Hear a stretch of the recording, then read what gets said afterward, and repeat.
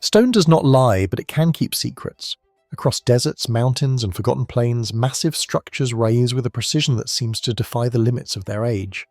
They are older than our textbooks suggest, heavier than our machines should allow, and aligned with a knowledge we still struggle to explain. How were they built without steel engines or modern math? And more unsettling, why were they built at all? As archaeology uncovers details that don't fit the narrative, a deeper mystery emerges. Step closer, and let's explore what these ancient structures may still be trying to tell us.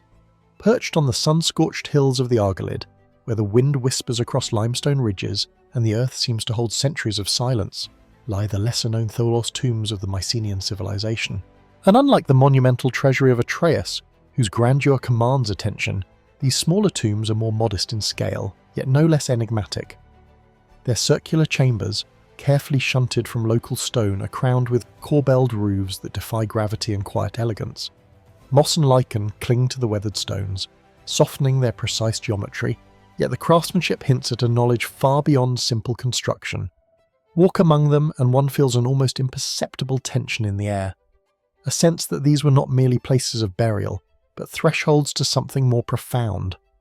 Archaeologists date these structures to the late Helical period, roughly between 1500 and 1200 BCE, placing them firmly within the heart of Mycenaean civilization. Yet despite centuries of study, much about these tombs remains puzzling. Their sizes, orientations, and distribution across the landscape suggest patterns, hints of ritual or social hierarchy that are only partially understood. Why were some families or clans allotted grandiose monuments while others were interred in these smaller, more intimate spaces? The construction techniques themselves provoke questions. Large irregular stones are stacked with precision, and the core belt vaulting, where layers of stone gradually overlap to form a dome, is remarkably stable, standing for over 3 millennia without mortar. How did a culture without metal cranes or modern engineering achieve such lasting symmetry? Some researchers suggest it was a matter of skill inherited and refined over generations. Others note that certain alignments, particularly with the rising and setting sun at solstices, hint at astronomical knowledge embedded in their very design. Were these tombs simply repositories for the dead? Or did their builders intend them to mark cycles of time, life, and death in ways we cannot fully decipher? Inside the chambers are hushed, echoing faintly with the imagination of those long gone. Fragments of pottery, remnants of offerings, and traces of skeletal remains tell a story of ritual and remembrance. Yet the precise ceremonies performed within these stone walls remain lost to time. Some scholars argue that these lesser theology were primarily familial graves serving the immediate clan, rather than the wider polity. Others note anomalies, carvings, unusual orientations, or clusters of tombs in locations that defy purely practical explanations. Could these subtleties hint at lost symbolic systems, secret knowledge, or spiritual beliefs that we can only glimpse through the cracks in history? Speculation occasionally drifts further into the fringes of scholarly debate. Some observers point to the uncanny similarity between the corbelled techniques here and those found in distant regions, raising questions of cultural transmission or shared architectural wisdom. Others note that certain tombs align with subterranean features, natural caves or hidden springs, suggesting the possibility that the Mycenaeans were attuned to geological and energetic forces now largely forgotten. While these ideas remain unproven, they underscore a central truth. Even in well-studied civilizations, there remain aspects of knowledge, belief, and intent that elude our grasp. And so the lesser Tholos tombs stand, quietly weathering the centuries. They are at once mundane and extraordinary, testaments to human care, to skill, to ritual, and to mystery. Each stone, each curve of the corbelled dome is a question written in rock, awaiting an answer that may never come. What did the Mycenaeans truly intend when they built these tombs? What messages, if any, were encoded in their silent chambers? And as we continue to uncover and study them, how much of their story will remain just out of reach, lingering in the shadows of history, inviting us to wonder what secrets are still hidden beneath the Greek soil? From the quiet hills of southern Greece, where Mycenaean tombs hold their ancient secrets, our journey takes us northward to the rugged landscapes of what is now North Macedonia. Here, atop a rocky plateau overlooking the strip, the Kukino megalithic observatory rises from the earth, and a formation of stone that seems to emerge almost organically from the terrain. Its massive boulders and natural outcroppings are arranged in patterns that hint at deliberate placement. Yet the lines between what is natural and what is shaped by human hands are blurred. The plateau itself feels timeless, as if the stones and the wind have conspired for millennia to keep their story just beyond our reach. Kukino is estimated to date back to the Bronze Age around the 19th century BCE, making it one of the oldest known megalithic observatories in the world. Archaeologists have mapped out what appear to be observation points, sight lines, and even markers aligned with celestial events. The rising and setting of the sun during solstices and equinoxes, the shifting position of the moon, and possibly even lunar cycles that span decades. The precision of these alignments is striking. How did a society so far removed from modern instruments manage to integrate astronomy so intimately into stone? Were they simply practical farmers marking seasonal changes? Or did their observations carry a deeper, perhaps spiritual significance? Walking across Kuko, one is struck by the way the stones interact with light and shadow. Certain boulders cast precise shadows on flat surfaces, their angles shifting as the sun climbs and falls, marking time with a quiet authority. Other formations form natural corridors, where a viewer's gaze is funneled along lines that align almost unnervingly with the horizons of distant mountains. The patterns are so deliberate, so rhythmically precise, that some researchers suggest Koino was more than a utilitarian tool for agriculture. And could it have been a calendar, a ceremonial centre, a place where the movements of the heavens were translated into ritual or governance? Yet the mysteries deepen when one examines the human footprint at Kukino. Unlike other megalithic sites, there is a scarcity of permanent settlement evidence nearby. Few signs of extensive habitation or large communal structures exist. Why would a society invest so much effort into shaping and arranging these stones in such a remote and exposed location? Some scholars posit that Kukino was a pilgrimage site, a place where knowledge, power, or perhaps cosmic connection was concentrated. Others note that certain stones appear to have been intentionally placed to produce auditory effects. When the wind passes through narrow gaps, the stones hum or resonate. Or was this an intentional design or a fortunate quirk of nature observed and utilised by its builders? Intriguingly, Kukino shares features with megalithic sites far beyond its borders. The use of natural rock formations enhanced by minimal shaping. The integration of sightlines with celestial phenomena and the apparent layering of practical and ceremonial functions echo similar structures found in Western Europe, Anatolia, and even parts of the Near East. Was this a coincidence, a universal response to the night sky, or evidence of cultural knowledge travelling across vast distances during the Bronze Age? The absence of definitive artifacts linking Kuku to these distant regions only amplifies the question. The more one studies Kuko, the more its subtleties reveal themselves. On certain days of the year, and the sun aligns with specific notches in the rock, illuminating depressions and markings that are otherwise hidden in shadow. These events suggest a calendar of remarkable sophistication capable of tracking not only days and months, but perhaps longer astronomical cycles. Yet the exact purpose remains elusive. Were these observations used solely for agricultural planning, or did they serve as a foundation for a proto-scientific understanding of the cosmos intertwined with ritualistic and spiritual meaning? As night falls over the plateau, the stones seem to settle into silence, yet the mysteries linger. The Kukino Observatory stands as a testament to human curiosity, ingenuity, and the enduring fascination with the heavens. It raises questions not only about what the people of the Bronze Age understood, but also about how much knowledge has been lost to time. Did the builders leave us a coded message in stone waiting to be interpreted? Or are we witnessing a convergence of natural landscape and human perception, a moment of insight into the mind of an ancient observer? And so, as we leave the stony heights of Kukino and gaze across the valleys below, the questions remain open. What knowledge lies hidden in the angles of these boulders, the shadows they cast and the skies they once measured? How much of Kukino's purpose will remain unknowable, whispering its secrets only to those who stand and watch the sun and moon dance across the same rocks that have endured for nearly 4,000 years? The story of human observation of our desire to measure, understand and connect with the cosmos continues here at the edge of what we can explain, inviting us to wonder what might still be waiting to be discovered. Leaving behind the windswept plateaus of Kukino, where stones align with the movements of sun and moon, our journey now takes us thousands of kilometers across the globe to the tropical islands of Tonga in the heart of the South Pacific. Here, atop the rolling plains of Tongatapu, stands a monument that is at once simple in its design and profoundly enigmatic.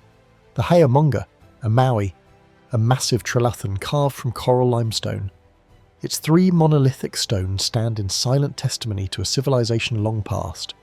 Against the vibrant greens of the surrounding landscape, the structure rises with quiet authority. The horizontal lintel perfectly balanced upon 2 towering vertical supports, casting elongated shadows that shift with the sun, the haunga. A Maui is estimated to have been erected in the 13th century during the reign of Tui Tonga Tuatula, a period that marked the height of Tonga's influence across the Pacific. Yet despite its clear historical context, the purpose of this imposing structure remains shrouded in mystery. Local oral traditions speak of it as a gateway, a symbol of unity and protection, a stone doorway linking earth and sky, or even a marker of royal authority. Scholars have long debated whether it served primarily ceremonial, political, or astronomical functions, and the truth may well encompass all 3. The stones themselves are remarkable. The vertical supports rise nearly 6 meters into the air, each weighing an estimated 30 tons, while the horizontal lintel stretches across them with an almost impossibly precise fit. How are these immense stones quarried and transported and assembled without modern machinery? Some researchers point to ingenious techniques involving rollers, levers, and sheer manpower, yet even these explanations struggle to account for the precision and scale. What drove the builders to invest such extraordinary effort in this single monument? And why here on this open expanse of plains with no natural stone quarries immediately nearby? One of the most intriguing aspects of Haongea Maui is its potential astronomical alignment. Observers have noted that the trilithon is oriented in such a way that, during the solstices, the sun rises and sets in alignment with the stones, suggesting an awareness of solar cycles. Could this have been a calendar marking agricultural seasons or ritual ceremonies tied to the heavens? Or might it have held deeper symbolic meaning linking the earthly power of the Tongan kings with celestial order? The alignment is precise enough to suggest intentionality, yet there is no direct written record from the builders to confirm this theory. Beyond its astronomical possibilities, the trillion carries an aura of mystery in the way it interacts with its surroundings. From certain vantage points, the structure frames distant hills, seemingly marking sightlines across the landscape. At dawn and dusk, shadows stretch across the plain, and light dances along the horizontal stone with almost deliberate choreography. Some have speculated that these effects were designed to impress, to communicate power, or to signify a spiritual connection to the cosmos. Others note that oral traditions describe the Hayamonga as a stone throne or a gateway of chiefs, hinting that its significance may have been as much cultural and social as it was practical or astronomical. Intriguingly, the Haonga shares features with other megalithic monuments around the world. Trillions, dolmens and lentils supported structures from Europe to Asia, yet its isolated location in the Pacific raises questions about independent innovation versus shared architectural inspiration. Was this a singular achievement of the Tongan people, a local manifestation of universal human ingenuity? Or do the similarities point to deeper connections lost to time between distant cultures who grappled with stone, sky, and symbolism in parallel ways? The absence of conclusive evidence leaves the question open, and allowing the structure itself to speak in silence. There is also a subtler mystery embedded in the human experience of the site. Stand beneath the lintel, and one becomes acutely aware of scale and proportion, of the immense effort required to raise these stones, and of the intent that drove those ancient hands. The monument invites contemplation. What did the builders see when they looked through this stone frame?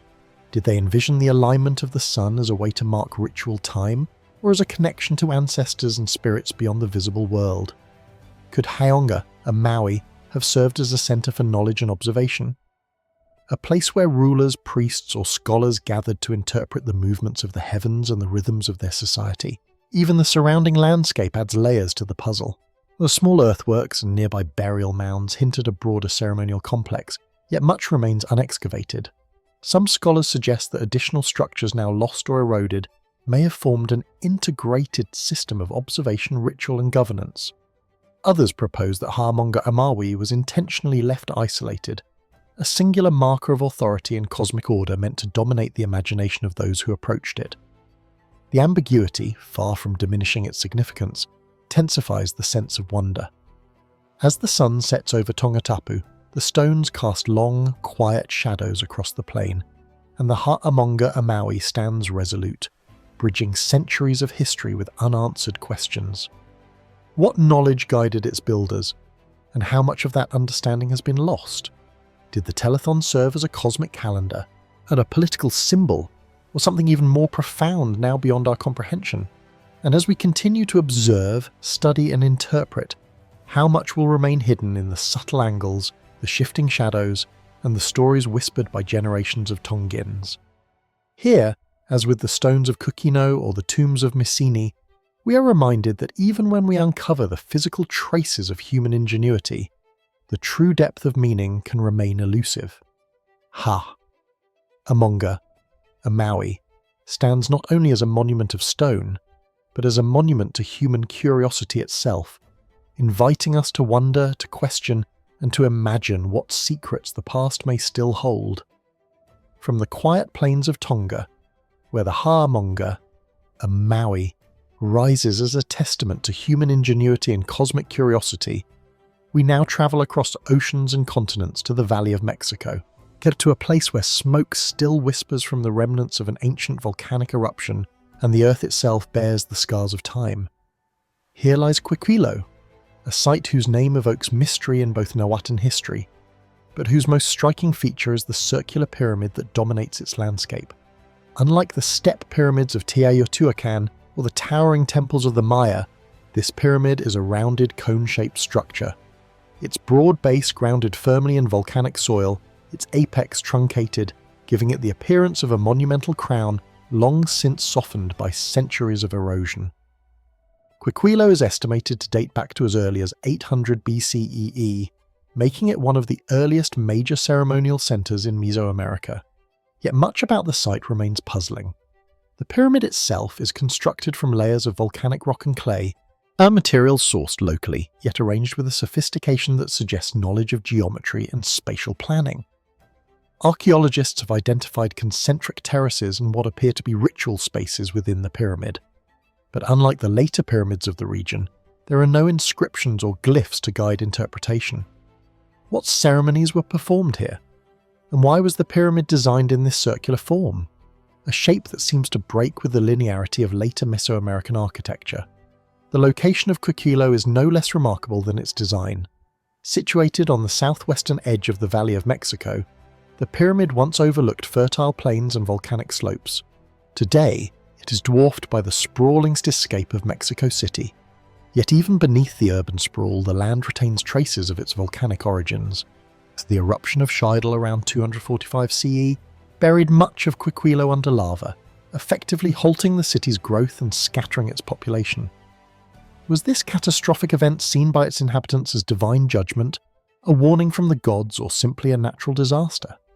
And how did this eruption shape the trajectory of Mesoamerican civilizations that followed, such as Teotihuacan, which would rise not far from the buried remains of Quiquilo? Some of the most intriguing questions about the circular pyramid concern its alignment and function. Scholars have noted that the structure may have been oriented to astronomical events, potentially marking the solstices or guiding ritual cycles linked to the agricultural calendar. Yet without definitive records, the extent of its astronomical significance remains speculative. Could the circular design itself hold symbolic meaning, perhaps representing the cyclical nature of time, life and death? Or was it simply a practical adaptation to the volcanic terrain on which it was built? The lack of comparable circular pyramids in the region only deepens the mystery, raising the possibility that Quiquilo represents an isolated cultural experiment, a monument whose meaning was understood only by those who lived in its shadow. Excavations at Quiquilo have revealed more than just stone layers. Pottery, figurines, and traces of ceremonial offerings suggest a society deeply engaged with ritual and communal practice. Yet much remains undeciphered. Certain arrangements of stones, depressions in the terraces, and the strategic placement of ceremonial areas hint at knowledge and intention that modern researchers can only partially reconstruct. How did the builders negotiate the demands of space, energy, and symbolism in crafting a structure that is both monumental and intimate? And what messages were encoded in the very geometry of the pyramid, visible to those who knew how to read its silent language? Interestingly, Quiquilo appears to predate the rise of Teotihuacan. Yet, there are subtle echoes between the two. Some scholars suggest that Quiquilo may have influenced later Mesoamerican urban planning, including the orientation of streets, plazas, and pyramids. Others propose that its abrupt destruction created a vacuum of power, shaping the cultural and political evolution of the valley. Beyond practical or historical considerations, however, there is a subtler layer of intrigue. The way the pyramid interacts with its natural surroundings. Shadows stretch across its terraces at dawn and dusk, and the slopes of the volcanoes beyond seem to frame the site in a natural theatre. Could the builders have intentionally chosen this location to harness these visual effects, blending architecture and landscape in ways that amplified ritual or symbolic meaning? Standing at the edge of the Quilco Pyramid today, it is difficult not to feel the passage of time as a tangible presence. The lava flows that engulfed the city, the volcanic peaks that encircle it, and the carefully placed stones of the pyramid itself speak of human effort, adaptation, and aspiration. And yet, for all that has been uncovered, the purpose and full significance of the site remain elusive. Why this circular form? And how was it used in daily and ceremonial life? And what knowledge, ritual, or wisdom has been lost beneath the volcanic rock, waiting spectrally to be rediscovered? As we contemplate Quiquilo, the mysteries of the ancient world stretch across continents and cultures, connecting places as distant as Tonga, North Macedonia, and Greece. Each structure, a triathlon, an observatory, a tomb, a pyramid, reveals the ingenuity, vision, and curiosity of civilizations that sought to understand the cosmos, mark time, and express meaning in enduring stone. Quiquilo stands as a testament not only to human creativity, but also to the questions that persist across millennia. What do these structures truly reveal about their builders, and what secrets might still lie hidden, waiting for us to observe, interpret, and imagine anew? Said from the sunlit plains of Quiquilo, where a circular pyramid rises from volcanic soil and whispers of ancient ceremonies. We now turn our gaze to the misty hills of the northern England, to a landscape that has been quietly holding its secrets for millennia. Amid the rolling fields of Cumbria, just south of Penrith, stands Longme and her daughters, one of the largest and most enigmatic stone circles in Britain. The arrangement of monoliths sprawls across the meadow in a rough ellipse, the largest stone Longme herself, leaning slightly, carved with intricate spirals and cut marks, a solitary sentinel watching over her smaller companions. Longme and her daughters are estimated to date back to the late Neolithic period around 300 to 2900 BCE, a time when communities across Britain were experimenting with monumental stone constructions. Yet despite centuries of study, the purpose of this site remains unclear. Stone circles are generally associated with ceremonial or ritual activities, but the specific intentions of the builders at Longmeg are elusive. Was it a place of worship, a communal gathering site, or a calendar aligned with the sun, moon, and stars? Or did it serve multiple functions, combining the practical, the symbolic, and the spiritual in ways that the modern archaeology can only partially reconstruct? The landscape itself adds layers to the mystery. Situated on gently rising ground, the circle commands sweeping views of the surrounding valleys and hills, yet it is deliberately removed from other contemporary settlements. The choice of location suggests intentionality, an awareness of the natural environment that goes beyond convenience. That certain stones appear to frame distant features on the horizon, hills or rivers that might have held significance for the builders. Could these alignments have been intended to mark seasonal events, track celestial cycles, or connect the living to the spiritual realm? Or was the very act of assembling and arranging these stones a form of social and cultural expression, a statement of collective identity, power, or belief? Longmag herself is particularly intriguing. Standing over 4.7 meters tall, she is the largest stone in the circle, and her surface is etched with spirals, concentric rings, and cut marks, symbols that recur in Neolithic Britain, but whose meanings remain debated. Are these carvings purely decorative, or do they encode a system of knowledge, ritual, or memory now lost to time? The smaller stones, her daughters, surround her in a roughly elliptical pattern numbering around 59, though some have fallen or been displaced over the centuries. The spatial relationship between Longme and the surrounding stones appears deliberate, as if each monolith were positioned to hold a precise role in the circle's function, whether symbolic, astronomical, or ceremonial. archaeological excavations have revealed little in terms of burials or permanent structures, distinguishing Longme Mag from other megalithic sites that served as tombs or habitations. This absence deepens the enigma. The circle was clearly constructed with immense effort and intention, yet the traces of daily life around it are scarce. Some scholars argue that it functioned as a sacred landscape where the act of gathering, observing, and/or performing ritual was itself the purpose rather than any physical remains left behind. Others have suggested that the carvings on Long Meg could indicate cosmological knowledge, linking the circle to the cycles of the sun and moon, or even to the movements of stars and planets visible to Neolithic eyes. Intriguingly, Longme Mag shares characteristics with stone circles elsewhere in Britain and Ireland, yet it also possesses unique features. Its sheer size, the detailed carvings on the central monolith, and the elliptical layout set it apart from the more circular and uniform monuments found in places like Avebury or Stanton Drew. Could this reflect regional variations in ritual practice, a different societal hierarchy, or even an experimental approach to monument building that has few surviving parallels? The combination of artistry, the scale and location hints at a sophisticated understanding of space, geometry, and possibly astronomy, yet the intent remains open to interpretation. Legends surrounding Longme add another layer to the mystery. Folklore claims that the stones were once women turned to stone by a witch named Long Meg, punished for dancing on the Sabbath, a story that, while mythological, speaks to the human tendency to imbue ancient monuments with narrative to explain what the eyes can see but the mind cannot fully comprehend. These stories passed down over centuries remind us that human engagement with the site has always been layered, ceremonial, practical, spiritual, and imaginative, each reinforcing the monument's enduring presence in the landscape. Standing within the circle today, one senses the deliberate quiet of the site, that are broken only by the wind across the meadow or the distant call of birds. The stones command attention without demanding it, inviting contemplation of the people who shaped them, the knowledge they possessed and the intentions that guided them. And yet, for all that is known, the dating, the carvings, the alignments, so much remains unexplained. Why was this circle erected in this specific form? What knowledge, ritual, or cultural significance did Long Meg hold for her builders? And how much of that understanding has been lost to time, hidden in plain sight among the stones, waiting for us to see, interpret, and imagine a new Long Mag and her daughters like Kwikilo, Haongar, Amaui, Koino, and the Minion tombs before it stands as a testament to the curiosity, ingenuity, and creativity of our ancestors. Yet, and it also reminds us that even when we uncover the physical remnants of human endeavour, the full meaning can remain elusive, whispering questions across millennia. What do these structures truly tell us about those who built them? And what secrets are still hidden, waiting patiently to be discovered?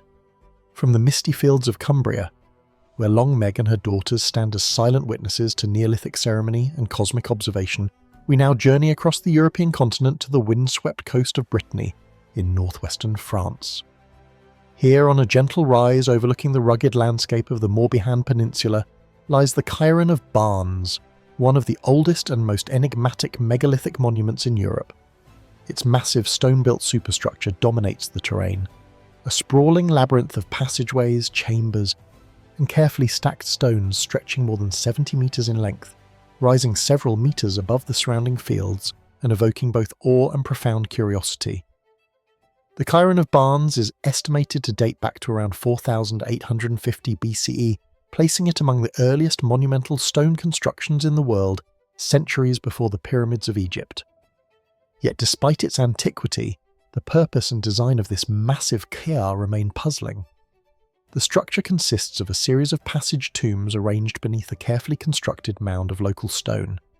Each chamber is enclosed by massive slabs, some weighing several tons. Archaeologists believe the Cairn served as a communal burial site, but its sheer scale, precision, and the effort required to quarry, transport, and assemble the stones suggest motivations that transcend the practical. Why dedicate such monumental labour to a single site? What beliefs, rituals, or societal structures compelled a Neolithic community to undertake such a task? The Cairn's location itself is compelling. Situated on a ridge with commanding views of the surrounding plains and in the distance, the Atlantic coastline, it is both prominent and isolated. The placement implies deliberate consideration, a relationship between the monument and the natural landscape that may have had ritual, symbolic, or practical significance.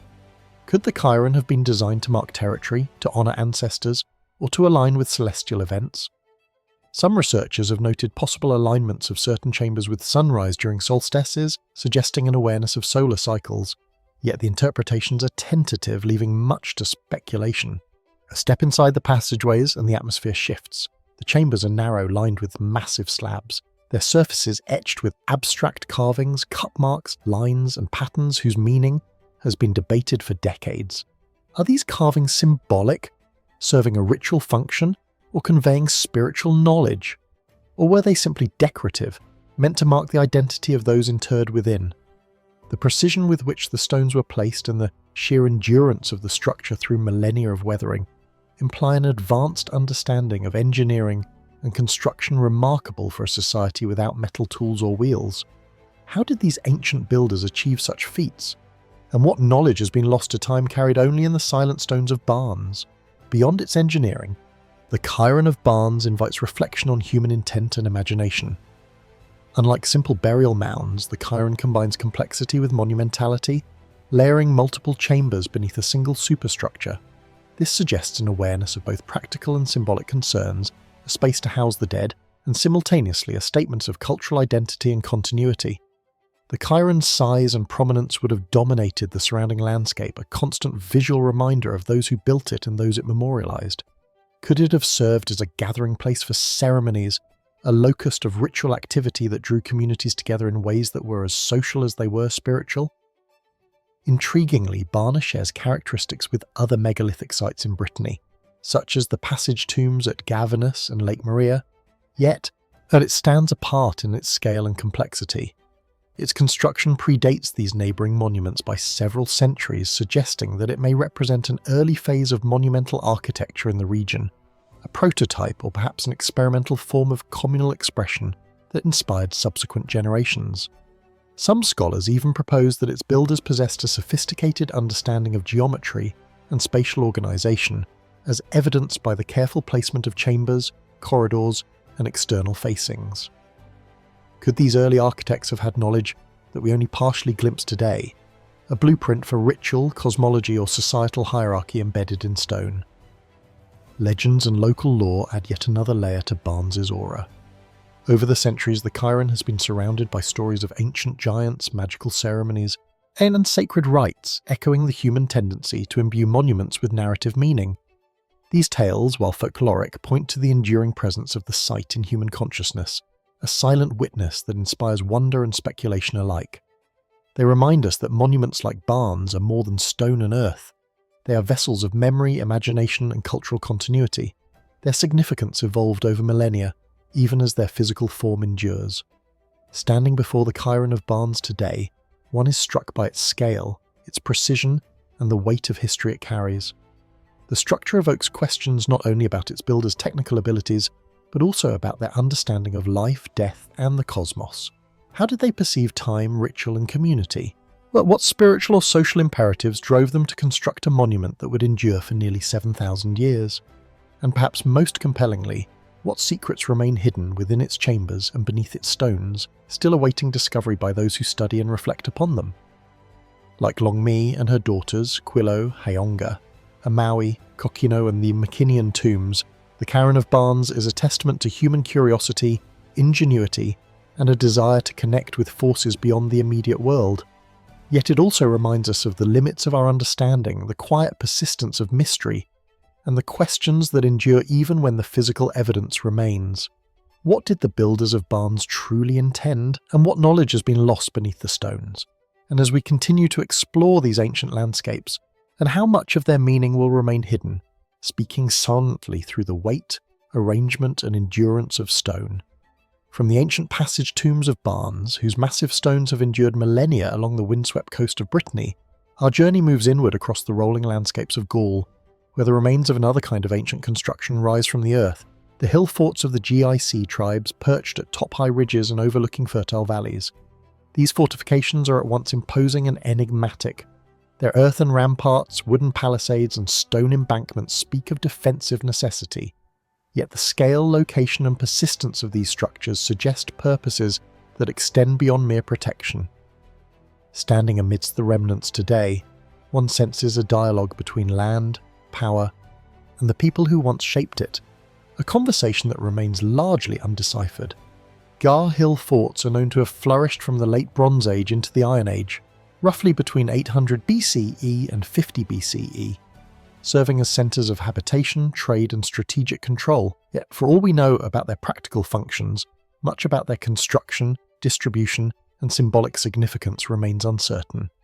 Many of these forts occupy naturally defensible positions, steep hills, promontories or cliffs, enhanced with man-made ditches and embankments.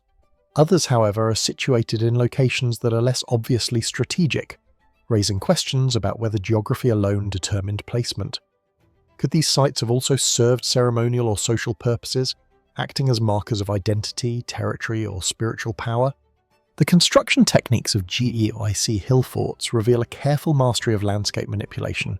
Massive earthen ramparts, sometimes reinforced with timber or stone, were designed to deter attackers while demonstrating the collective effort and organisation of the community.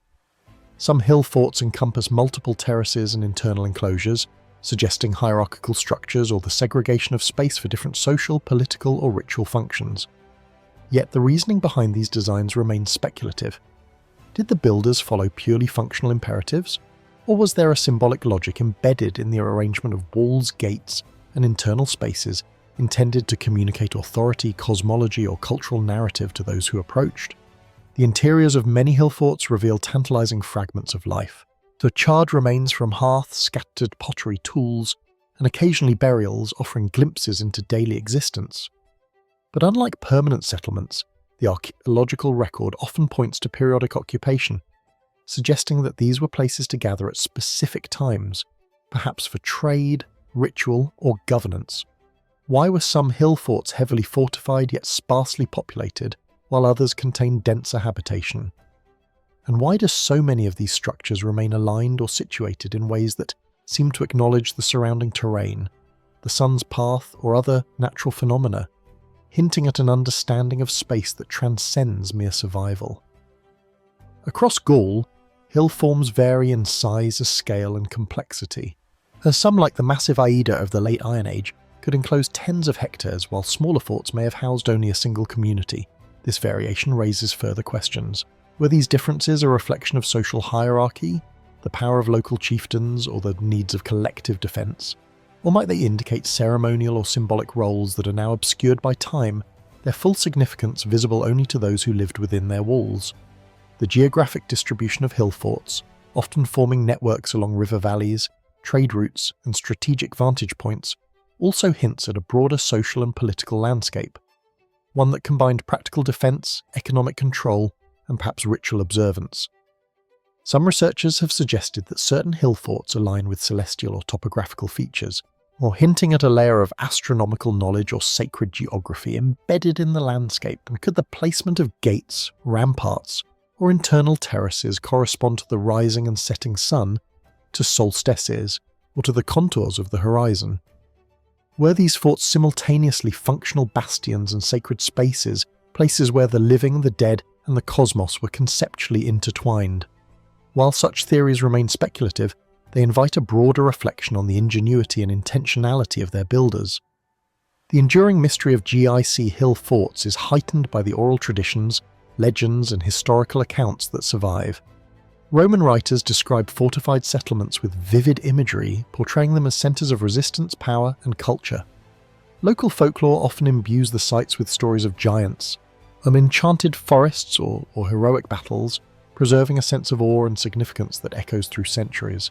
Even today, the remainders of these forts, ramparts carved into hillsides, terraces smoothed by human hands, and occasional stone foundations, convey a presence that is both tangible and intangible, a reminder of lives shaped by ambition, fear, and belief. Standing on the crest of a hill fort today, overlooking the valleys that stretch beyond, one can imagine the people who once gathered here, chieftains plotting, communities assembling, rituals performed under the sun or stars, and the watchful eyes of defenders scanning the horizon. The earthworks themselves, weathered yet resolute, provoke questions about intent, knowledge, and cultural memory. Why were some hill forts abandoned while others persisted for centuries? And what knowledge guided their construction? And what has been lost in the erosion of time? And perhaps most profoundly, how much of the social, spiritual, and astronomical purpose encoded in these landscapes remains hidden, waiting silently to be rediscovered? Like the Chiron of Barnes, Longmeg, Quiquilo, Haonga, Amawi, Kokino, and the McKinnian tombs. The Ga Hill forts remind us that ancient structures are not merely stone and earth. They are repositories of human ambition, observation, and imagination, enduring monuments to curiosity, organisation, and belief. And yet, for all that we have learned, the full story remains elusive. What truths lie buried in the terraces, ditches, and ramparts of these ancient fortifications? What secrets do the hills still guard, whispering across centuries to those willing to listen and wonder? From the rolling hills and earthen fortifications of Gaul, where big hill forts still whisper of strategy, ritual, and social cohesion, our journey now carries us eastward to the rugged landscapes of the Caucasus Mountains, to a region where stone meets sky in dramatic isolation. Here, high atop a remote plateau in western Georgia, stands the Shiori Fortress, a collection of megalithic walls and enigmatic structures that defy easy explanation. The site is perched hundreds of meters above the surrounding valleys, where sheer cliffs drop precipitously and the wind sweeps across the terrain with relentless force. From a distance, the fortress appears almost to emerge from the rocky ground itself, a natural extension of the mountains. Yet closer inspection reveals the deliberate placement of massive stone blocks, some weighing several tons, forming walls, enclosures, and terraces that cling to the steep slopes. Shiori Fortress is generally dated to the Bronze Age, roughly between 300,000 and 500 BCE. Though precise chronologies remain difficult to establish due to the lack of extensive excavation and the challenging topography, the walls are dry stone constructions assembled without mortar, yet they have endured millennia of harsh weather, earthquakes, and erosion. Some stones are enormous, carefully shaped and fitted together in ways that suggest not only technical skill, but also an understanding of stability, load distribution, and long-term durability. How did these ancient builders transport, lift, and precisely position such heavy stones on such unforgiving terrain? And what motivated them to undertake such extraordinary labour in a location so remote and inhospitable? The fortress itself is a labyrinth of terraces, enclosures, and pathways, many of which seem to follow the natural contours of the mountain rather than imposing an entirely artificial plan. Some researchers suggest this reflects practical adaptation to the terrain, while others argue it could hint at symbolic or ritual considerations, a way of harmonising human construction with the natural world. Certain walls and passageways appear to align with prominent features of the landscape, distant peaks, river valleys, and vantage points from which the surrounding territory can be monitored. Was this placement purely strategic, or did it carry a deeper meaning, ritual, cosmological, or territorial that we are only beginning to perceive? Unlike many contemporary settlements or defensive sites, Shiori shows limited evidence of long-term habitation. Pottery fragments and a few stone tools have been discovered, but there is little indication of permanent dwellings. This raises questions about the fortress's primary function. Was it a temporary refuge for scattered communities during periods of conflict? A ceremonial site perhaps linked to ancestor worship or solar and lunar observations? Or was it simultaneously practical, symbolic, and sacred, serving multiple purposes that were intimately intertwined with the social and spiritual life of the Bronze Age inhabitants? Some of the more puzzling features of Shiori are its megalithic arrangements. Certain blocks appear to have been deliberately placed to create corridors, terraces, or viewing platforms. Some aligned with distant mountain peaks or natural light phenomena. Could these have served as early observatories, and allowing inhabitants to track celestial events, seasons, or even longer cycles of time? Or might the orientation and design encode social or cosmological knowledge, accessible only to those initiated into specific traditions or rituals? The absence of written records leaves these questions tantalizingly unresolved, allowing the stone to speak in silence and mystery. The fortress is also remarkable for its isolation. To reach it requires steep, strenuous ascent, and its location offers commanding views while remaining difficult to approach from below. This duality, visibility, and inaccessibility suggests careful planning, but also invites speculation about intent. Was Shri a stronghold of power, a refuge, or a symbol meant to impress and intimidate neighbouring groups? Could the remoteness itself have been a deliberate choice, creating a sacred threshold between ordinary life and this extraordinary world of the fortress? Legends and oral traditions from the Caucasus region hint at stories of ancient peoples, monumental builders, and mysterious structures in the mountains, echoing the enigmatic aura of Sherry. While folklore cannot serve as historical evidence, it underscores the enduring impression these sites have left on human imagination, suggesting that even as centuries pass, their significance is remembered, if only in story. The resonance of the fortress across time reinforces the sense that these megalithic constructions were not merely utilitarian, but infused with meaning that extended beyond the immediate physical world. Standing among the terraces of Shaori Fortress today, it is impossible not to sense the monumental effort required to create it, and each stone carries a weight, not only physically but symbolically, as a testament to human ingenuity, determination, and perhaps a desire to reach beyond the everyday into realms of power, ritual, or cosmic understanding. And yet, for all its grandeur and resilience, Shiori remains profoundly mysterious. Why here on this isolated plateau? What knowledge guided the builders? What rituals or practices took place within these walls? And what has been lost to time? Like the GIC hill forts, the Cairn of Barnes, Long Meg, Quiquilo, Hayamonga, Amaui, Kukino, and Ninadui, the Makinian tombs. The Shiori Fortress reminds us that human civilizations have long sought to shape their world, mark their presence, and connect with forces beyond the immediate. Each stone, each wall, each carefully positioned terrace is a question left for us to ponder. What secrets does Shiori still guard? Hidden among its blocks and terraces, whispering across the mountains of Georgia to those willing to observe, reflect, and wonder. From the rugged highlands of Georgia, where Shiori Fortress clings to a remote plateau and whispers of Bronze Age ingenuity, we journey westward to the windswept plains of Ireland, to the Buran region in County Clare, a limestone landscape carved by glaciers, rain, and time itself. Amidst this stark and otherworldly terrain, Paul Nebran Dolmen rises with quiet authority, a portal of stone set against rolling crested hills and the open sky. The dolmen's massive capstone, weighing several tons, rests on top slender vertical supports, creating a chamber beneath that has withstood the elements for nearly 6,000 years. Its simplicity belies a profound mystery, a silent monument to human intention, memory, and ritual. Pabron, meaning the whole of the choir in Irish, dates back to the Neolithic period, roughly 4,200 to 2,900 BCE, making it one of the earliest megalithic tombs in Ireland. Archaeologists have identified it as a portal tomb designed to house the remains of the dead, yet its enduring allure lies not merely in its function, but in the precision, scale, and placement of the stones. How did communities, lacking wheels or metal tools, transport and erect the massive capstone with such apparent ease? And why select this particular location on a limestone pavement strewn with fissures and cracks, exposed to wind and rain, yet commanding sweeping views of the Bur's undulating landscape? The dolmen is striking in both form and setting. The capstone appears to float above the vertical supports, creating a chamber that is both sheltering and elevated, is a threshold between earth and sky. Archaeological excavations have revealed human remains, pottery fragments, and stone tools, indicating that the site was used for burial and ritual. Yet the arrangement of the dolmen itself, the deliberate spacing of its supports, and the careful balancing of the capstone suggest a deeper awareness of geometry, stability, and perhaps even symbolic intention. Could the very act of raising the stone have held ritual significance? A gesture connecting the living with the dead or mortals with the cosmos? Penron's placement in the burn adds another layer of intrigue. The dolmen occupies a raised position on the crested landscape where the fractures and fissures of limestone create natural patterns and shadows that shift with the sun.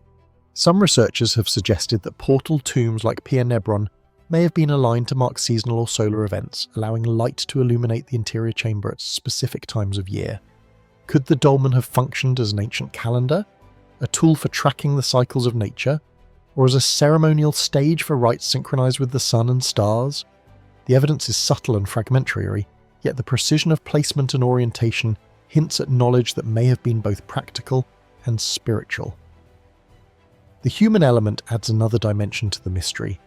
Osteological analysis of the remains found beneath PN reveals a mixed assemblage of ages and sexes, indicating that the dolmen served as a collective tomb over centuries. Artifacts discovered alongside the bones, stone axes, pottery, and personal ornaments offer glimpses into the lives and beliefs of the people who used it. Yet the broader context remains elusive. Why were these remains interred in this particular chamber? Were certain individuals selected for reasons now lost to time, or was the dolmen a communal repository, a sacred vessel for the collective memory of the group? The absence of written records leaves these questions unanswered, allowing the site itself to speak in silence. Intriguingly, Pulnoni shares characteristics with other megalithic tombs across Ireland, Britain, and continental Europe, yet it also possesses unique features. Its simplicity, its raised capstone, and its integration with the fractured limestone landscape of the burn set it apart. But could this represent a localized evolution of portal tomb design, influenced by both practical and symbolic considerations? Or might the dolmen reflect an entirely different layer of meaning, one encoded in stone, space, and light, accessible only to those who understood its language? The answers remain tantalizingly out of reach. Folklore and tradition have long surrounded Pabron and other Irish domains.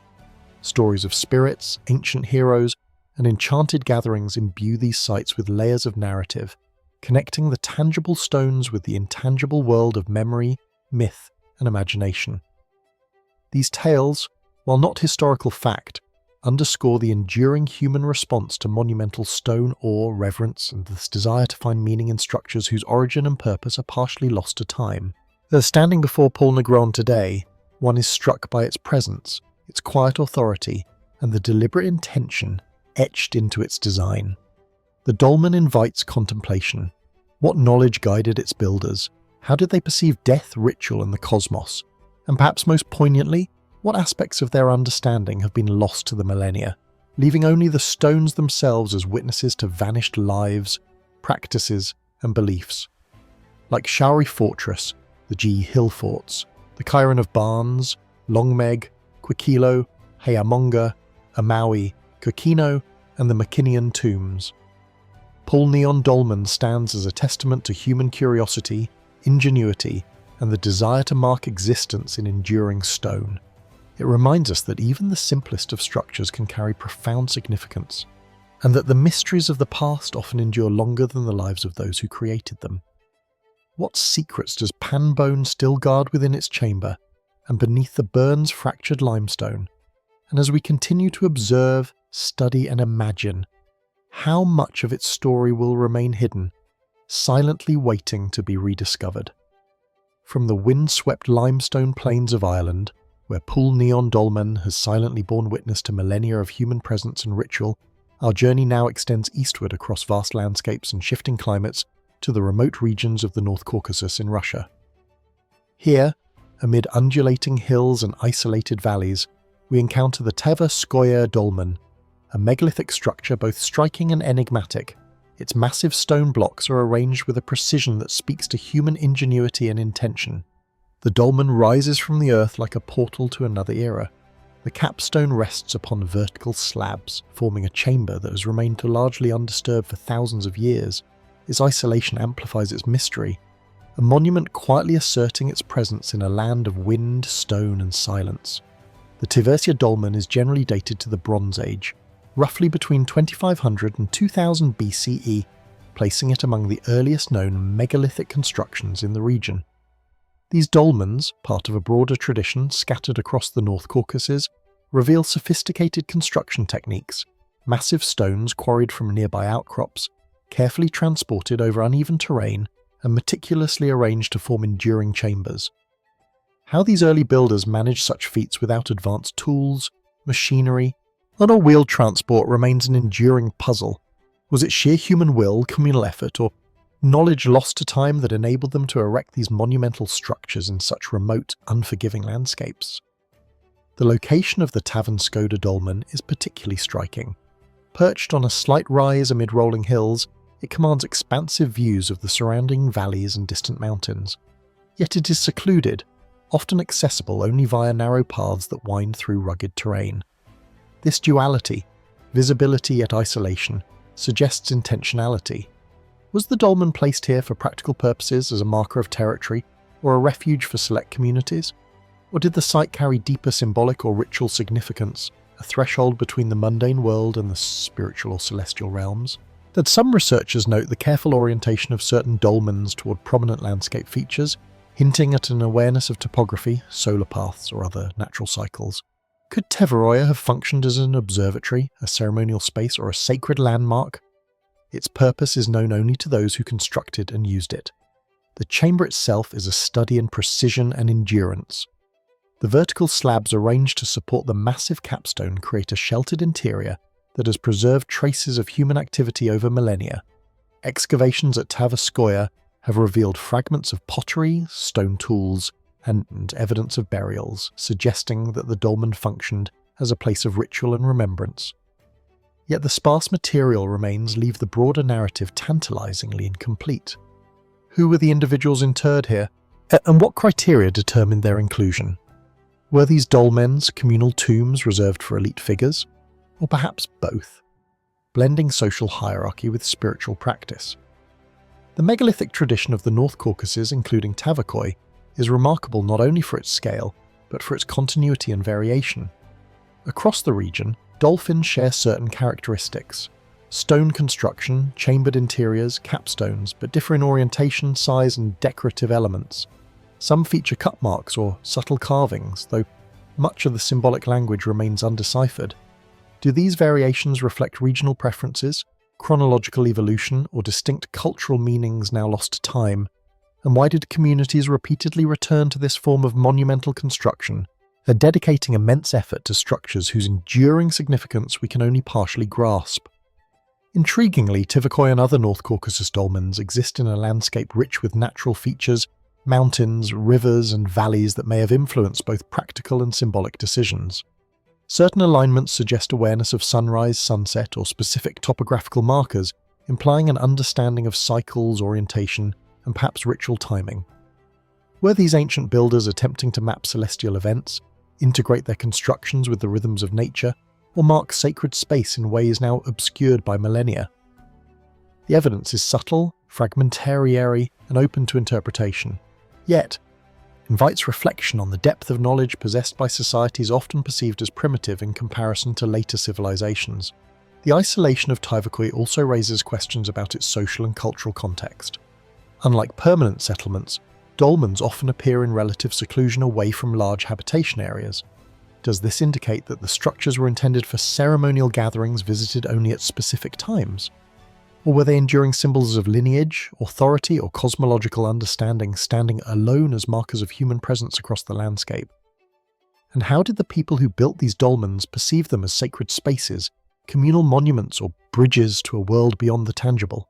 Standing before Tverskoye today, that the enormity of the stones and the precision of their arrangement are immediately striking.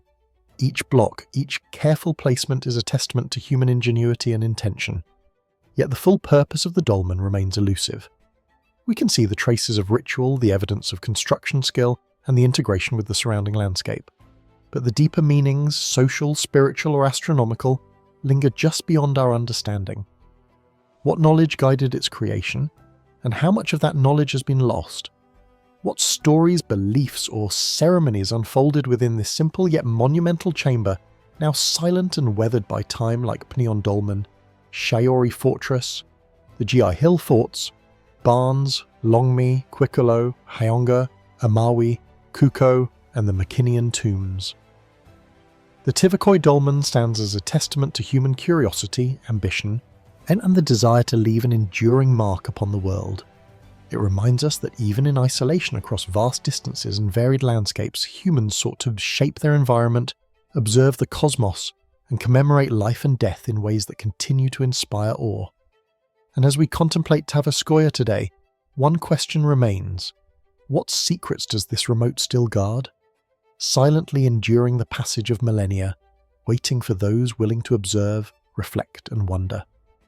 From the remote valleys of the North Caucasus, where Tverskoye Dolmen stands as a testament to Bronze Age ingenuity and ritual, we now travel northward to the flat plains and dense forests of southern Sweden. Here, near the small village of Blumsum in Bohuslän, an extraordinary and enigmatic formation emerges from the earth, the Blumsholm stone ship, and unlike the towering megaliths of Georgia or Ireland, This monument is subtle in scale but immense in conceptual ambition. It takes the form of a stone ship, a ceremonial outline of a vessel etched into the landscape. Its massive stones arranged with meticulous care to form the prow, stern, and hull. From above, the arrangement is unmistakable. A stone-crafted vessel frozen in time, pointing towards the horizon, a silent tribute or perhaps a memorial whose full significance has been lost to history. The Blumsholm stone ship is generally dated to the Nordic Bronze Age, roughly between 1 and 500 BCE, a period marked by complex social hierarchies, expanding trade networks, and a growing emphasis on ritualized commemoration.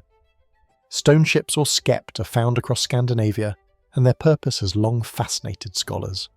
Were they markers of burial, symbols of journeys to the afterlife, or representations of cosmological beliefs that bound communities to sea, sky, and the cycles of nature?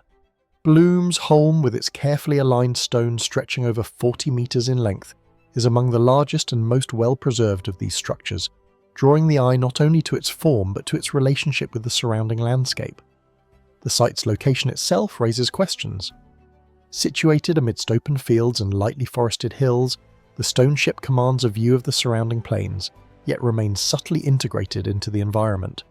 Some stones are positioned to catch the morning light, others the evening glow, suggesting that their placement may have held astronomical or symbolic significance. But could the builders have intended the vessel to align with solstices, lunar cycles, or the rising and setting of particular stars? Or was the orientation dictated more by the contours of the land, the soil, and practical considerations of construction? The careful balance of geometry and terrain hints at a nuanced understanding of both space and perception, a design that is at once functional, symbolic, and profoundly human. Unlike contemporary burial mounds or megalithic tombs, the stone ship does not house a chambered interior. Yet, it is often associated with cremation burials nearby. Excavations at Blumsholm have revealed traces of dreary activity, charred bones, pottery fragments, and remnants of ritual deposits, indicating that the monument was part of a broader ceremonial landscape. The relationship between the stone ship itself and the interment, however, is far from fully understood. Was the ship a symbolic vessel guiding the dead on a journey across the sea of the afterlife? Or was it a territorial marker asserting lineage, power, or sacred association in a landscape shared by multiple communities? The absence of written records leaves these questions tantalizingly open. The construction of Blumsholm required remarkable coordination and knowledge. Each stone, some weighing several tons, had to be transported, shaped, and positioned with precision. How was such a monumental effort organised in an era without wheeled transport or metal tools? Was it the result of communal labour, led by a figure of authority, or part of a ritualised practice where the act of building itself held symbolic power? The alignment and careful spacing of stones suggest that the builders had a conceptual understanding not only of scale, but of the way human perception interacts with landscape and form. The stone ship becomes not merely a monument but an experiential space, a place where observer and object engage in a dialogue that stretches across millennia. Blumsholm also exists within a broader network of Scandinavian megalithic and ritual sites. Stone ships, burial mounds, standing stones, and ceremonial enclosures form patterns across the region, hinting at shared cultural practices and cosmological ideas. Yet each site possesses distinct characteristics. The dimensions of the stones, the curvature of the hall, the integration with natural topography, and the presence or absence of associated burials all vary. What determined these differences? Or were they regional preferences, reflections of social hierarchy, or experiments in symbolic representation? And how much of the meaning embedded in these forms has been lost, leaving only the enduring geometry as a silent witness to a worldview that is now largely inaccessible? Legends and oral tradition further enhance the mystery of Blumsholm. Local folklore speaks of ancient chieftains, sea voyages, and heroic deeds, intertwining the monument with stories that survive in memory, even as direct knowledge of its original purpose fades. These narratives, while not literal history, underscore the human need to interpret and inhabit monumental spaces to connect them with identity, memory, and imagination.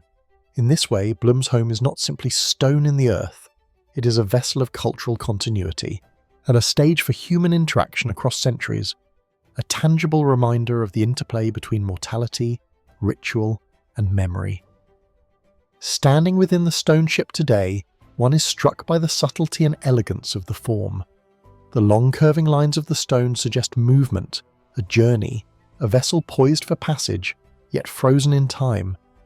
The sheer physical presence of the monument is complemented by the questions it evokes. Why was this site chosen? What rituals were enacted here? And by whom? How did the people who built it conceive of life, death, and the cosmos? And how much of that understanding is now irretrievably lost? Blam's home like Tavaskoya, Dolmen, Paulbron, Shiori Fortress, the Gik Hill Forts, the Cairn of Barns, Longmeg, Quiquilo, Hamonga, Amaui, Koino, and the Menian tombs. It reminds us that human beings have long sought to create enduring forms to mark, understand, and shape their world. Each stone, each alignment, each monumental gesture is a question left for us to ponder, a connection across time that challenges our understanding and invites reflection. The stonership of Blumsholm endures not simply as a relic of the past, but as a space of wonder and contemplation, a monument whose silence speaks volumes. And yet, for all that has been uncovered and interpreted, Blum's home retains its mystery. What symbolic knowledge guided the placement of each stone? What ceremonies, beliefs, or cosmic observations were encoded within its shape? And perhaps most compellingly, what remains hidden, waiting in plain sight for the careful observer to rediscover and reimagine, bridging the gap between past and present, at earth and sky, life and the journey beyond. Life from the wind-swept plains of southern Sweden, where Blum's home stone ship traces the contours of an ancient sea-bound imagination. Our journey now turns southwest across the European continent to the sun-drenched landscapes of Andalusia, Spain. Near the town of Antequera, set against the backdrop of limestone cliffs and rolling hills, stands the Manga Dolmen, a monumental portal. Tomb of immense scale and enigmatic purpose. Its massive stones rise with a deliberate solidity. The capstone stretches nearly 27 metres, supported by towering vertical slabs that form an interior chamber, as awe-inspiring as it is enigmatic. Here the earth seems to have been transformed by human hands into a space that transcends the ordinary, a threshold between life, death, and the cosmos. The Manga Dolmen is dated to the Neolithic period, roughly 3750 to 3650 BCE, placing it among the earliest and largest megalithic tombs in Europe.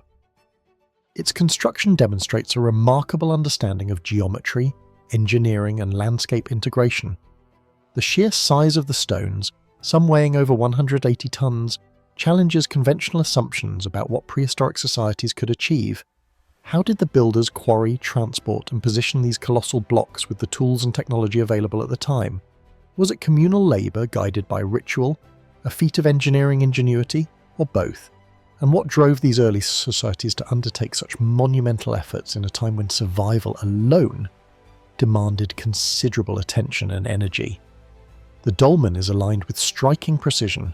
Unlike most megalithic tombs, the manga's axis is oriented toward the sacred Toco Deon Terra, a series of jagged limestone formations visible in the distance. This alignment is unique among European dolmens, suggesting that its placement was influenced not only by practical considerations, but by a deliberate relationship with the surrounding landscape. Could this orientation indicate an early form of sacred geography, a connection between tomb, mountain, and sky that held symbolic or cosmological meaning for the Neolithic builders? Was the Tol de Antequera a spiritual marker, a reference point in ritual practice, or an early observatory guiding both ceremonial and temporal cycles? Inside, the chamber evokes both awe and mystery. The interior space is formed by upright slabs carefully aligned to bear the immense weight of the capstone, creating a long, the narrow corridor that culminates in a recess at the far end. Excavations have revealed human remains, pottery, and various artifacts, pointing to its use as a burial site. Yet the chamber's monumental scale exceeds what would be necessary to accommodate the remains, hinting at purposes beyond the practical. Was the dolmen designed to amplify ritual presence, to awe participants, or to connect the human and the divine in a tangible spatial experience?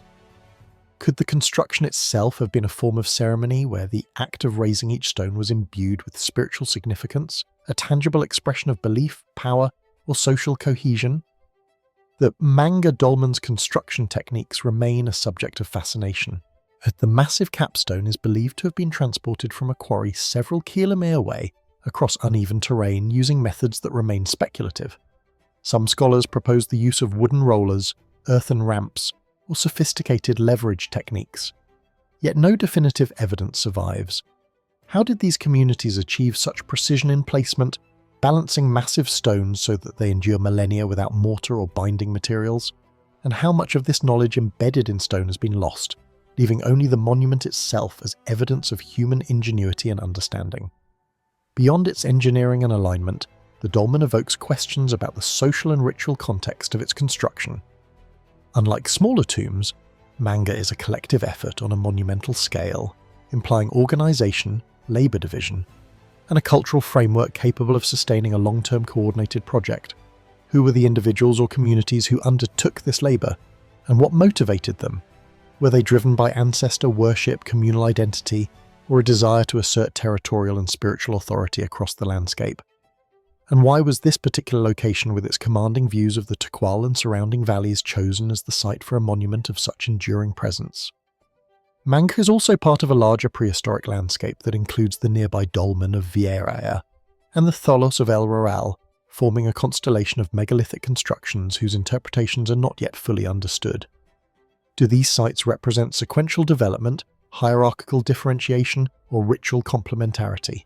Some researchers suggest astronomical alignments, seasonal markers, or symbolic representations embedded within the architecture and orientation. Others propose that their arrangement reflects social structures or territorial claims. And yet definitive answers remain elusive, allowing these monuments to speak to us across millennia with questions rather than conclusions. Legends and local lore enrich the mystery of Manga. Tales of giants, sacred mountains, and miraculous labour surround the site. Narratives passed through generations that imbue the dolmen with a presence beyond its physical form. While not historical evidence, these stories testify to the enduring human fascination with monumental stone and the impulse to explain the seemingly impossible. They remind us that Manga has always existed as both an object of practical construction and a canvas for imagination, memory, and meaning. Standing at the entrance to the Manga dolmen today, one is struck by its monumental presence, the careful alignment and the sense of intention embedded in every stone. The chamber stretches ahead like a corridor through time, inviting reflection on the lives, beliefs, and knowledge of its builders. How did they conceive of life, death, and the cosmos? What symbolic, spiritual, or practical purposes guided each decision in the selection, transport, and placement of stones? And perhaps most poignantly, what remains hidden beneath the earth and within the stones themselves, waiting to reveal secrets to those patient enough to observe, study, and wonder, like Blum's Holmstone ship, Tivakoi Dolmen, Pul Nebron, Short Fortress of Pries, the Vic Hill Forts, the Cairn of Barnes, Longmeg, Quiquilco, Haonga, Amaui, Koino, and the Makinian tombs. Manga Dolmen reminds us that ancient structures are more than remnants of the past.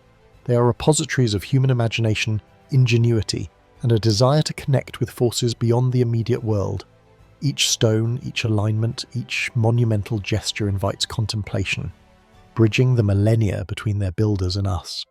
And as we stand before Manga, we are left with questions as enduring as the stones themselves. What knowledge, ritual, or belief guided its construction? How much of that understanding has been lost to time? And what secrets does this massive enduring monument still guard, silently watching over the hills of Andalusia, waiting for those willing to witness and wonder? From the sun-soaked plains of Andalusia, where Manga Dolmen rises with monumental authority against the Total de Antequera, our journey now returns northward to the rolling hills and fertile valleys of Somerset, England. Here, nestled within the verdant landscape of the Mendip Hills, lies the stony Littleton Long Barrow, a Neolithic tomb whose unassuming exterior belies its profound significance. Unlike the massive dolmens of Spain or the stone ships of Sweden, this long barrow stretches quietly across the earth, its mound of earth and stone forming a deliberate, elongated silhouette that seems to echo the contours of the land itself. Yet within this seemingly simple form lies a mystery that has captivated archaeologists, historians, and visitors for centuries. The stony Littleton Long Barrow is generally dated to around 3700 BCE, so you're placing it firmly within the Neolithic period, a time when communities across Britain were constructing monumental tombs to honour the dead and perhaps to mark territory, lineage, or cosmic awareness. The barrow is roughly 30 metres long and 5 metres high, composed of earth and carefully arranged stones that create a subtle but unmistakable presence in the landscape. Excavations reveal a carefully constructed passageway running into the heart of the mound with several burial chambers branching from the central corridor. The design is sophisticated, creating not only a place for interment, but also a space imbued with meaning, light and shadow, a silent theatre of ritual and remembrance. The entrance to the barrow is particularly compelling. A narrow passage framed by upright stones leads into the chambers within, creating a sense of transition from the ordinary world into a space of reverence and mystery. Here, light falls in slanting lines, illuminating parts of the interior, while leaving others in shadow, suggesting a careful consideration of perception and atmosphere.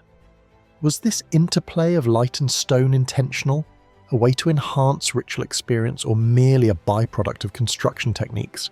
Could the barrow's passageways have been aligned to mark seasonal events, such as the winter solstice when the sun's rays penetrate to touch the inner chamber? Archaeologists continue to debate, yet the precision and intent of the builders is undeniable. Inside the stony Littleton long barrow houses evidence of multiple burials. Skeletal remains arranged carefully within the chambers reveal that this was a communal tomb used over generations. Pottery fragments, flint tools, and occasional ornaments accompany the bones, hinting literary rituals and the beliefs of the communities who built it. Yet the arrangement and selection of remains raised questions. Were certain individuals chosen for specific burial chambers according to status, role, or lineage? Or did the barrow function as a collective space emphasizing communal identity and continuity over individual distinction? And what symbolic meaning might the elongated shape of the mound itself convey, stretching across the landscape like a deliberate marker of human presence, life and death? The construction techniques of stony Littleton are notable for their subtlety and sophistication. Unlike the massive monolithic stones of Iberian dolmens or the intricate geometry of Scandinavian stone ships, this barrow combines earth and stone with careful attention to weight, stability and spatial arrangement. The chambers were created with corbelled stone roofs carefully stacked to prevent collapse, demonstrating a keen understanding of engineering principles. How did these Neolithic communities acquire such knowledge, and how did they organise the labour required to construct a monument of this size and complexity? Was the act of building itself a form of ritual, reinforcing social bonds, spiritual belief, or collective identity? Stony Littleton, Long Barrow, exists within a broader Neolithic landscape connected to other longars, burial mounds, and ritual sites across southern England. The placement of these structures often follows patterns that suggest awareness of topography, sightlines, and perhaps astronomical cycles. But could the builders have been marking territorial boundaries, creating networks of ritual spaces, or aligning their monuments with the sun, moon, and stars? The evidence is tantalizing but incomplete, leaving interpretation open to careful speculation rather than certainty. In this way, the barrow speaks not only of those buried within, but also of the culture, knowledge, and worldview of the people who constructed it. Beyond the practical and architectural considerations, Stony Littleton also evokes questions about human perception of death, memory, and time. The very act of placing the dead within stone and earth transforms ephemeral life into enduring presence, creating a monument that bridges generations. The barrow embodies both permanence and transition, standing as a testament to human curiosity, ingenuity, and reverence. So did the builders view the passageways as conduits between the living and the ancestral, the earthly and the spiritual? Did the elongated mound itself carry symbolic meaning, a visual language recognizable to those initiated into its significance, but largely opaque to outsiders? Today, folklore and oral tradition further enrich the mystery. Tales of spirits, ritual gatherings, and ancient knowledge circulate around the Mendip Hills, linking Stony Littleton with an intangible human heritage that endures even as physical evidence decays. Such stories remind us that monumental structures are not only functional or symbolic, they are cultural anchors, inspiring awe, memory, and imagination across centuries. The barrow becomes more than stone and earth. It is a canvas of continuity, a space where the past and present meet, where observation invites reflection and where statement speaks as profoundly as any written record. Standing at the entrance of Stony Littleton today, one feels the weight of centuries pressing softly yet insistently.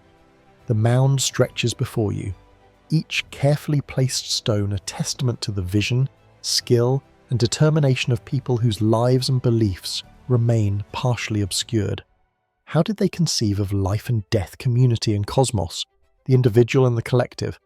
What ceremonies, beliefs, or cosmological understandings were embedded in the architecture now mostly lost to time? And what remains hidden within the mound itself, silently guarding secrets that have withstood the passage of millennia, like Manga Dolmen, Blum's Holm stone ship, Tavasoi, Dolmen, Paul Nebron, Showery Fortress, the GI Hill Forts, the Cairn of Barnes, Longme, Quiquilo, Harmonga, Amaui, Kukino, and the McKinnian tombs. Stony Littleton Long Barrow reminds us that human beings have long sought to create enduring spaces that connect life and death, earth and sky, the tangible and the sacred. Each stone, each chamber, each carefully planned axis is a question, an invitation to wonder and a connection across millennia. As we contemplate this ancient mound today, one final question lingers in the quiet of the Mendip Hills. What knowledge, intention, or ritual is still encoded in the stones of Stony Littleton, waiting for those patient enough to observe, reflect, and imagine? From the rolling hills of Somerset, where Stony Littleton Long Barrero stretches its elongated form across verdant fields, we now journey northward, across the Irish Sea to the rugged landscapes of Orkney, Scotland. Here, amidst windswept moors, scattered boulders, and the constant whisper of the North Atlantic stands the Bargoed-chambered Cairn, an enigmatic monument of Neolithic ingenuity. Its low mound, composed of earth and carefully arranged stones, conceals a chambered interior that has endured for over 5 millennia. The Cairn seems to rise naturally from the land, yet closer inspection reveals a meticulous organisation of stones and passageways, a deliberate space shaped by human hands for purposes that remain partly obscured by the passage of time. Barloy-chambered Cairn is generally dated to around 3500 to 3000 BCEE, contemporaneous with other remarkable Neolithic structures in Ork, such as Misho and the Ring of Broadgar. Yet Bargoy is distinct in its subtlety. Unlike grand ceremonial complexes, this Car blends seamlessly with its environment, appearing almost as a natural rise in the moor until one notices the careful alignment of stones forming a corridor into the heart of the mound. What motivated these early builders to choose this location here on exposed ground, subjected to relentless winds and seasonal storms? Was the site chosen for visibility, for sacred resonance with the surrounding landscape, or for reasons now hidden from our understanding? The Cairn's internal architecture is as compelling as its exterior. The passageway, constructed from upright stones capped with massive slabs, leads into one or more burial chambers. The careful selection, shaping, and placement of stones indicate a sophisticated understanding of load distribution and structural stability, a technical knowledge remarkable for communities without metal tools or modern machinery. How did these early builders achieve such precision? And beyond the practical, how much of the construction process was imbued with symbolic meaning? Could the act of building itself, moving and arranging stones, creating corridors of shadow and light, have been a form of ritual, a way of connecting the living with the ancestors, or the terrestrial with the cosmic? Excavations of Barlow have revealed human remains, pottery fragments, and occasional flint tools, indicating the Cairn's use as a burial site. The skeletal remains suggest repeated interments over generations, implying that this was a place of sustained ritual significance. Yet the chambers are modest in scale compared to some larger Orcan tombs, prompting questions about social hierarchy, selection, and the intended function of the Cairn. Was Bargoy a communal burial space for a small community? Or did it hold symbolic meaning extending beyond the interjerked individuals? And why do we see a consistent architectural language across multiple Kairies in Orkney, yet with variations that remain unexplained? The orientation and positioning of Bargoy Cairn offer further mysteries. Like many Neolithic monuments, the passageway appears carefully aligned with landscape features and possibly solar events. Some researchers have speculated that such alignments may have allowed sunlight to penetrate the inner chamber at specific times of the year, marking solstices or equinoxes. If so, the Cairn would serve not only as a burial site, but as a marker of cosmic cycles, a spatial reflection of temporal rhythms that structured Neolithic life. Were these alignments intended for practical observation, ceremonial experience or symbolic connection to celestial events?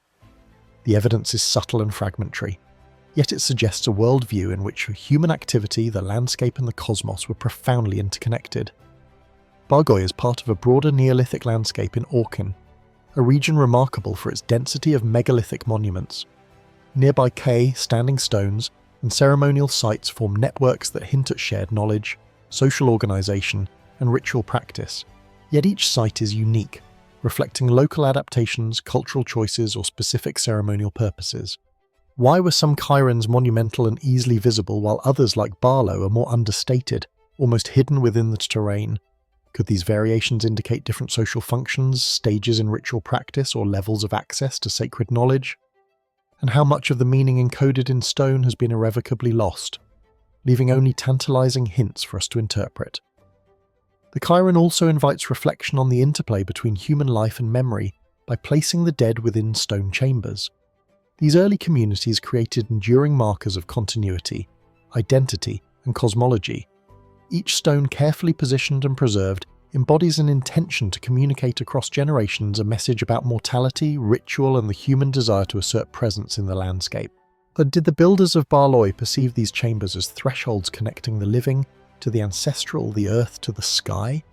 And in doing so were shaping not only memory but experience, crafting spaces in which the passage of time, the play of light, and the movement of humans would become part of the ritual narrative. Local legend and tradition add another layer of fascination. Tales of spirits, ancient heroes, and sacred gatherings linger in the Orsine Islands, connecting communities to the cairns that dot the moors. While folklore cannot be taken as historical evidence, it underscores the enduring human engagement with monumental stone. The stories reveal a continuity of perception in which these monuments remain not merely as archaeological artifacts, but as active components of cultural imagination, bridging past and present, are tangible and intangible.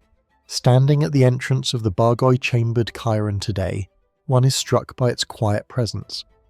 The wind sweeps across the moor, the distant sea glints under the low sun, and the stones bear silent witness to thousands of years of human life, ritual and imagination. Each upright slab, a wulka, each carefully placed capstone is a testament to skill, intention and belief. Yet for all that is known, the cairn retains its mysteries. The exact methods of construction, the specific ritual practices, and the meaning of its orientation and placement remain subjects of speculation. What secrets does Bargoy still hold within its chambers, beneath the moss and lichen, and in the alignment of its stones? What knowledge, beliefs, or rituals are encoded in this subtle, enduring monument, waiting for those willing to look, and reflect and wonder?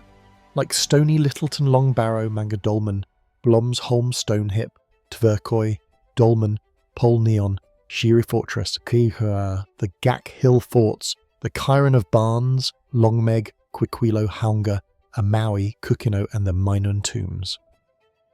Barely chambered cairn reminds us that human beings have long sought to shape their environment, commemorate life and engage with forces beyond the immediate. Each stone, each chamber, each deliberate alignment speaks across millennia, inviting us to contemplate not only the technical and social achievements of our ancestors, but also their imagination, belief systems, and capacity to create enduring spaces of wonder. And as we stand before Barley today, the final question lingers in the stillness of the Scottish moor. What remains hidden within the cairn, but waiting silently for those who are willing to observe, reflect and imagine the world as its builders once conceived it? From the wind-swept moors of Orkney, where Bargoy chambered, cairn silently bears witness to millennia of human ritual and ingenuity. We return once more to the Iberian Peninsula, to the fertile plains of Helva in southern Spain. Here, nestled amidst gentle hills and olive groves, lies the Dolmen Dotto, a remarkable Neolithic monument whose scale, orientation, and enduring presence have inspired fascination for generations. Unlike the broad, sprawling Manga Dolmen in Antequera, Dolmen Dotto is linear and purposeful. Its long corridor leading toward a central burial chamber, a deliberate architectural act that transforms the landscape into a sacred conduit between the human and the eternal. So Dolmen Dotto is generally dated to between 4000 and 3000 BCE, a period of remarkable innovation in Neolithic Iberia. Its construction demonstrates both ambition and precision. Massive stones, some weighing several tons, form a corridor more than 20 meters in length, culminating in a chamber whose walls, roof and layout suggest careful consideration of proportion, stability and symbolic resonance. How did these early builders manipulate such enormous stones with only rudimentary tools, and what cultural impetus drove them to undertake such monumental effort? Was it simply the desire to enter the dead, or did the very act of construction carry ritual meaning, reinforcing community cohesion, social hierarchy or spiritual authority? The most compelling feature of Dolmen Dotto is its orientation. The corridor is aligned with the rising sun during the winter solstice, allowing sunlight to penetrate the passage and illuminate the inner chamber at a precise moment each year. This remarkable alignment transforms the dolmen into a seasonal observatory, an instrument of both ritual and temporal measurement. What knowledge guided the builders in achieving such precision? Were they observing the sky over generations, embedding cosmic awareness into their architecture? And how much of their understanding, mathematical, astronomical, or spiritual, has been lost to time, leaving only the stones as witnesses to a sophisticated worldview now partially hidden from our perception? Inside the corridor and chamber, the evidence of human activity is both tangible and enigmatic. Excavations have revealed multiple burials as well as pottery, of flint tools and fragments of personal adornments, suggesting that the dolmen was used over centuries as a place of repeated interment. Yet the organisation of the remains and artefacts raises questions. Were individuals selected for burial according to social status, familial lineage, or ritual importance? And why is the corridor's design so deliberate, creating a journey of movement, light and shadow that seems intended to guide participants from the outside world into a sacred interior space? Could the dolmen have functioned as both a tomb and ceremonial theatre, a space where the living interacted with the ancestors through structured, purposeful experience? The construction techniques Dolmen Dotto is striking in its combination of simplicity and ingenuity. The corridor is formed from massive orthostats carefully spaced and topped with horizontal slabs, creating a structure that has endured millennia. Some researchers suggest that wooden levers, earthen ramps, and coordinated communal labour were employed to transport and place the stones. Yet the precision achieved still challenges modern imagination. How did these communities organise such projects without centralised authority or complex machinery? And beyond the practical, what symbolic or ritual significance might the act of lifting, aligning and sealing each stone have held? The process of building itself may have been as meaningful as the finished monument. Dolmen Dotto also exists within a landscape rich in Neolithic monuments, including nearby Dolmen Dominga and other smaller passage tombs. So this clustering raises questions about cultural networks, territorial markers, and ritual landscapes. Were these sites interconnected through ceremonial practice aligned for cosmic observation, or markers of shared social identity? And what factors determined their variation in size, orientation, and construction technique? The answers remain speculative, yet the consistency and sophistication of these monuments suggest a deep cultural understanding of both physical space and metaphysical meaning. The interplay of light and shadow within Dolmen Dotto is particularly compelling. At the winter solstice, sunlight streams along the corridor, reaching the inner chamber and illuminating the stones in a fleeting, almost ethereal display. Then this intentional use of light transforms the dolmen from a static tomb into a dynamic instrument of temporal awareness and spiritual reflection. Was this effect intended to mark seasonal cycles for agricultural purposes, ritualized timekeeping, or to symbolize the passage of life, death, and rebirth? And if so, what other subtle phenomena unnoticed by modern eyes might the builders have encoded within the architecture, linking earthly space with celestial movement in ways we can scarcely reconstruct? Legends and oral traditions surrounding the Dolmen Dotto, while fragmentariary underscore the enduring fascination these monuments inspire. Local narratives speak of spirits, ancestral guardians, and sacred rites, reminding us that the dolmen has always occupied a liminal space between the tangible and the mystical.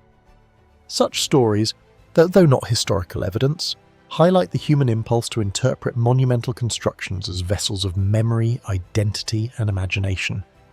In this sense, Dolmen Dotto is not merely stone and earth. It is a conduit through which generations have engaged with questions of existence, mortality, and the cosmos.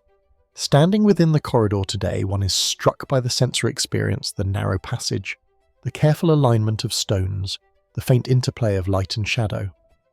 The dolmen exudes both permanence and intimacy, a monumental space designed for reflection, ritual, and connection. Each stone and each axis and each alignment is a deliberate act of intention, a dialogue between the builders and the world around them. Yet for all that is evident, the dolmen retains its mysteries.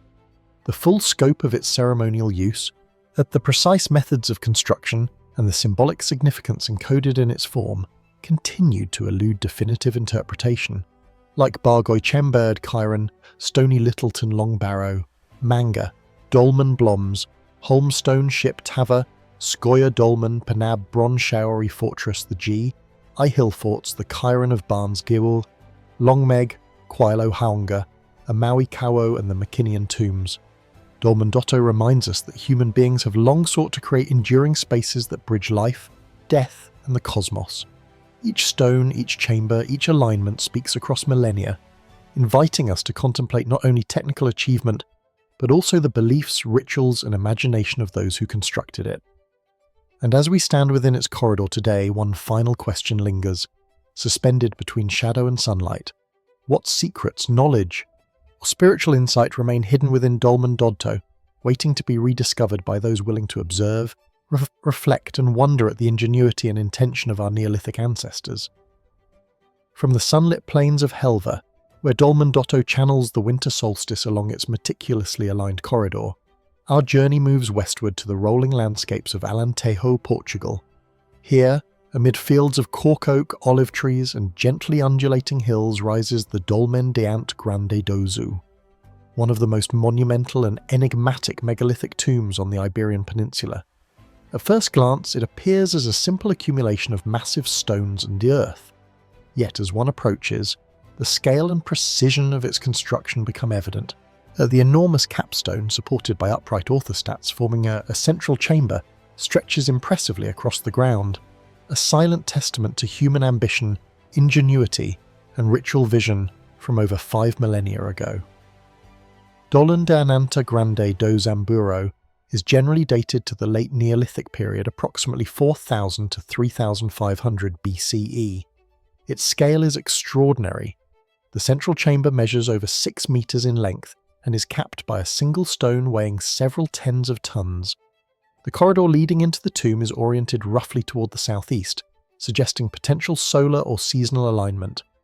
How did these Neolithic builders manipulate stones of such immense weight with rudimentary tools? And beyond the practical challenge of construction, what motivated them to create a space of such monumental permanence?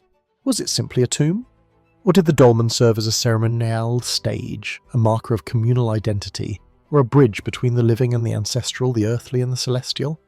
The landscape itself seems integral to the dolmen's design.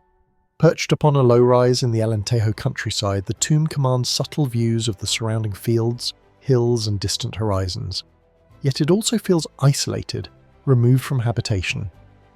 Did the builders intend this juxtaposition, visibility from afar, yet a sense of seclusion to enhance the dolmen's spiritual significance? Was the placement of Ant Grande do Zamburo guided by sacred geography, cosmological observation, or the symbolic association of particular landforms with the cycles of life, death, and renewal? The alignment of the tomb combined with its monumental presence hints at a worldview where landscape, a ritual, and human aspiration were deeply intertwined. Inside the chamber, the scale and craftsmanship inspire both awe and reflection. The massive orthostats carefully placed to support the capstone create a passageway into the heart of the tomb, a liminal space that invites contemplation. Excavations have revealed evidence of multiple burials, cremated remains, and ceramic artifacts indicating prolonged use over generations. Yet questions abound. Were all individuals treated equally? Or did placement within the chamber convey social, familial, or ritual significance? And how might the experience of entering the chamber, walking along the stone-lined corridor, entering the dim enclosed space have influenced perception, ceremony, and spiritual engagement? The construction of the dolmen suggests sophisticated knowledge of geometry, a weight distribution, and communal coordination. Transporting capstones of tens of tons from quarries, arranging orthostats with precision, and erecting the structure to endure millennia required not only physical labour, but careful planning and understanding of material properties.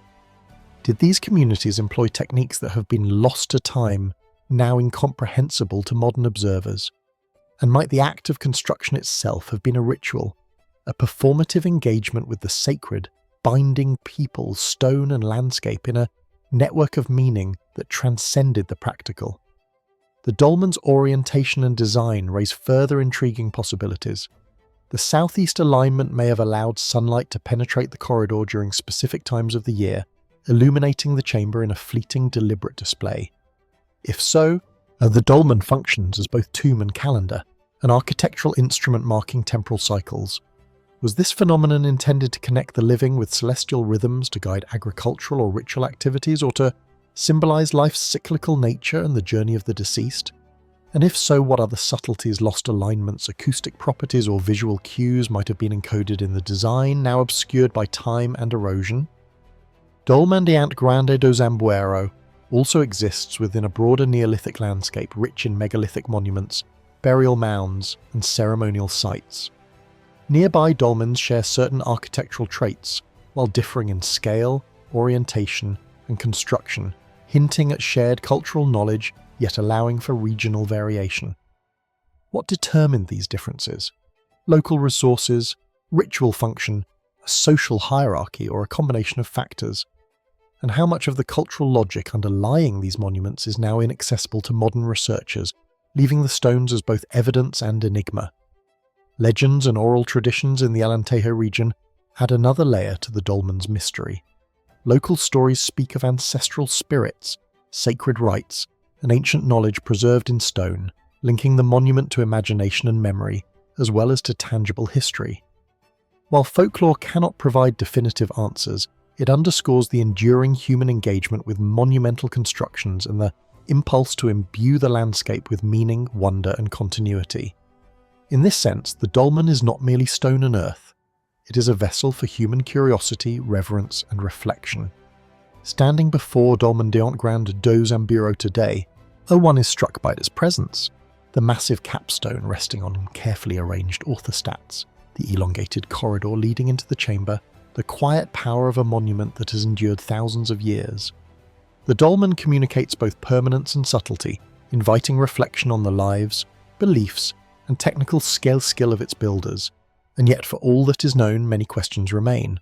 What precise rituals were conducted within its chambers? What knowledge guided its orientation and construction? And how did the builders perceive their relationship with the land, the cosmos, and their ancestors? Weaving these elements into a single monumental form like Dolmen Dotto Bali Chambered, Chiron Stony Littleton Long Barrow, Manga Dolmen Blooms Holmstone Ship Tavern, Scoia Dolmen P Neon Showery Fortress, the Gik Hill Forts, the Chiron of Barnes Long Meg, Coelho Harmonga Amawi Koino now in the Makinian tombs. Dolmen de Ant Grande do Zambuero reminds us that human beings have long sought to shape the earth, commemorate the dead, and engage with forces beyond the immediate. Each stone, each alignment, each monumental gesture is a question left across millennia, a testament to human ambition, ingenuity, and imagination. As we contemplate the dolmen today, standing among the capstone orthostats and corridor, one question persists in the quiet Alentejo landscape: what secrets remain hidden within Dolmen de Ant Grande do Zambuero, silently guarding the knowledge, rituals, and intentions of a world we can only partially imagine, waiting for those patient enough to observe, reflect, and wonder. From the rolling hills and olive groves of Alentejo, where Dolmen de Ant Grande do Zambuero rises in monumental silence, our journey moves across the Mediterranean, the Sahara and the Sahel to the vast plains of West Africa, where the stone circles of Senegambia, stretching across modern-day Senegal and the Gambia, stand as enduring enigmas of human endeavour and belief. These circles, sometimes consisting of dozens of upright stones arranged with meticulous care across open savers, are at first striking in their simplicity, yet they radiate an aura of mystery that invites contemplation and study. At sunrise or sunset, as shadows stretch between the stones, creating a labyrinth of light and geometry that seems almost designed to bridge the terrestrial and the celestial.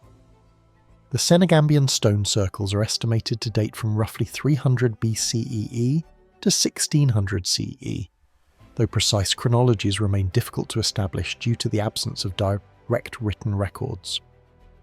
Comprising over 1,000 individual sites scattered across Senegal and Gambia, These circles vary in size from a few meters to over 30 meters in diameter. Some stones are small, barely a meter in height, while others tower over 2 meters, arranged in concentric patterns or linear alignments. Archaeological excavations have revealed human burials beneath or near the stones, often accompanied by pottery, iron objects and beads, indicating that these sites functioned as sacred spaces, both for the dead and for the living who remembered them. Yet the full extent of their purpose, ritual, territorial, astronomical or ceremonial, remains elusive. Approaching a Synecdochean stone circle, one is immediately struck by the sense of scale and deliberation. Each stone has been carefully chosen and erected, often buried partially into the earth to ensure stability, with arrangements that suggest intentional symmetry and alignment. Why did the builders select these particular locations across the rolling plains? Were they guided by natural features, rivers, hills or valleys, or by unseen cosmological principles, marking the course of the sun, moon or stars? And if so, what cultural or spiritual framework informed these alignments, allowing communities separated by distance to construct monuments that resonate with order, meaning and connection? The burials beneath the stones add another layer of mystery. Skeletal remains, sometimes accompanied by personal items or ceremonial objects, indicate that these sites were used repeatedly over centuries. Did each circle serve a distinct community, lineage or clan? Were certain individuals honoured with central placement, while others were interred along the periphery? And beyond practical interment, what ritual or symbolic purpose did the stones themselves serve? Did they act as guardians of the dead, as cosmic markers, or as focal points for collective memory and ancestral veneration? The evidence hints at complex social structures and cosmologies, yet the absence of contemporary text leaves the full meaning tantalizingly out of reach. The methods of construction and transportation of the stones are also compelling. And although most stones are local, the careful shaping, positioning and spacing indicate sophisticated planning and communal coordination. How were these efforts organised across centuries and vast territories? And what motivated repeated construction on such monumental scales? Was the act of raising each stone itself a ritualised practice, binding community, land and cosmos in an enduring physical manifestation of belief? And how much knowledge, mathematical, astronomical or symbolic, was encoded in these circles, now only partially accessible through archaeology and observation? The arrangement of the circles with concentric rings or radial lines extending outward suggests an awareness of geometric principles, a careful manipulation of space to convey both order and meaning. And some researchers have speculated that certain alignments may correspond with solstitial or lunar events, though direct evidence is elusive. Could these sites have functioned as early observatories, linking the cycles of the heavens with earthly ritual and social organisation? Or were their designs primarily symbolic, intended to create sacred space and channel the collective attention of the community toward remembrance, reflection, or spiritual communion? The scale and number of sites across Senegal and the Gambia suggest a long-lasting and widespread cultural practice maintained over centuries by multiple communities. What social, spiritual, or political systems enabled the continuity of this monumental tradition? And how did knowledge of construction, alignment, and ritual practice transmit across generations without written language? And each circle, while unique, forms part of a larger network, hinting at shared cosmology and communal identity, yet leaving the observer to ponder the invisible threads of human connection and cultural memory that once united these sites. Local tradition and oral history add further layers of interpretation. Communities in the region have long recognized these stone circles as sacred spaces, attributing them to ancestors, spirits, or mythic heroes. While folklore cannot be treated as historical evidence, it demonstrates the enduring significance of these monuments and how the human imagination continues to engage with stone, landscape, and memory. The stones, silent for centuries, remain active participants in cultural life, shaping identity, imagination, and reverence across generations. Standing within a Senegambian stone circle today, and one is struck by the interplay of scale, symmetry, and environment. The stones rise from the earth with a quiet authority, casting shadows that stretch across the grass as the sun arcs across the sky. Each stone, each alignment, each concentric pattern invites reflection. What did the builders hope to communicate, encode, or preserve? How do they conceive of life, death, and the cosmos in this open savanna, linking the ephemeral human experience with enduring stone? And perhaps most intriguingly, what remains hidden beneath the soil, in the subtle orientation of stones, or in the knowledge once shared across generations, now lost to time, like Dolmen Dianta, Grandadamro, Dolmen, Doto, Bargoy, Chambered, Kieran, Stony, Littleton, Longbarrow, Manga, Dolmen, Blumsholm, Stoneship, Tavers Skoy, Dolmen, Pennabone, Shy Fortress. The Gick Hill Forts, the Carron of Barnes, Longmy Mag, Quiquilo, Hamonga, Amaui, Kukino, and the Masonian tombs. The stone circles of Senegal remind us that human beings have long sought to create enduring markers of existence, memory, and belief.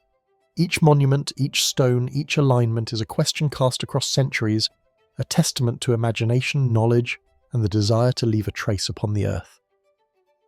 As we stand among the stones today, the quiet of the savannah invites contemplation. What secrets remain within these circles? What knowledge, ritual, or cosmic understanding is still encoded in stone, waiting for those willing to observe, reflect, and wonder? From the open savannas of West Africa, where the stone circles of Senegambia rise silently under the sun, and our journey turns eastward across the Indian Ocean to the teeming tropical landscapes of Sri Lanka. Here, amidst lush forests and cascading waterfalls, Bhartis Siguraya, the Lion Rock, an immense granite outcrop rising nearly 200 metres above the surrounding plains. From a distance it resembles a natural monolith, yet closer observation reveals terraces, stairways, water gardens, and the remnants of a vast fortress and palace complex built with remarkable ingenuity and precision. The scale, placement, and sophistication of Segura have captivated historians, archaeologists, and travellers alike, raising questions about the vision and knowledge of those who shaped this formidable monument centuries ago. Segurin is generally dated to the 5th century CE, often attributed to King Kashyapa, and who purportedly transformed the rock into a fortified palace complex. Archaeological evidence, however, suggests that the site may have had earlier uses, potentially as a monastic retreat, a ceremonial centre, or a spiritual landmark long before the king's reign. How did its builders integrate the natural rock into a monumental architectural vision? The site's verticality and strategic location imply both defensive function and symbolic prominence, suggesting that Nigeria was intended to dominate the landscape while communicating power, ingenuity, and sacred significance. What inspired such ambition? And how did the builders conceive of space, visibility, and human interaction with the rock itself? Ascending Siguraya is both a physical and perceptual journey. A network of staircases, terraces, and ramps winds along the vertical cliffs, leading visitors through a carefully orchestrated sequence of spaces. Along the way, one encounters remnants of fresco painted onto rock surfaces depicting celestial or courtly figures whose precise purpose remains debated. Were these frescoes purely decorative, or did they serve ritualistic or symbolic functions guiding the movement of the visitor, the king, or the priestly elite through a choreographed spiritual experience? And how did the builders account for engineering challenges, moving massive stones, levelling terraces, and constructing water channels on such a sheer, unforgiving vertical surface? The fortress complex at Sagaria incorporates sophisticated hydraulic and urban planning. Pools, fountains, and canals are aligned to capture and control rainfall, but while terrace gardens create a series of microenvironments across the slopes. Such precision suggests not only advanced technical knowledge, but also an aesthetic and symbolic sensibility. Water channels may have served practical purposes, but their reflection, rhythm, and integration with the rock could also have communicated cosmic or spiritual ideas. Was Sigura conceived as a microcosm, a terrestrial reflection of celestial order? And if so, how much of its symbolism has been lost to time, leaving only fragments for us to interpret today? The so-called Lion Gate, a massive carved portal halfway up the rock, hints at both defensive function and ritual significance. Originally featuring enormous lion paws flanking the entrance, the structure suggests a deliberate statement of authority, power, and awe. Yet much of the structure remains incomplete or eroded, leaving modern observers to wonder at the original intent. Did the lion imagery symbolize protection, divine favor, or a particular spiritual cosmology? And why was the site abandoned shortly after Kashapa's death, leaving this grand vision frozen in partial completion? The absence of written explanation forces us to rely on material evidence, landscape analysis, and informed speculation. Sigurar's use of natural and artificial space is remarkable. The builders transformed a vertical rock into a complex of chambers, stairways, gardens, and water features, integrating engineering, aesthetics, and symbolism in ways that remain extraordinary even by modern standards. How did these early architects reconcile the technical challenges of such construction with a coherent vision of space, ceremony, and prestige, and how much of their understanding of rock stability, water flow, or visual impact was empirical, inherited through tradition, or inspired by a sophisticated cosmological worldview? Beyond its architectural and technical aspects, Sigurara invites reflection on human perception, ritual, and power. The vertical ascent, the interplay of sun and shadow, the interplay of gardens and rock surfaces, all combine to create an immersive, almost theatrical experience. Did the king intend this choreography to project authority to impress visitors, or to facilitate spiritual experience?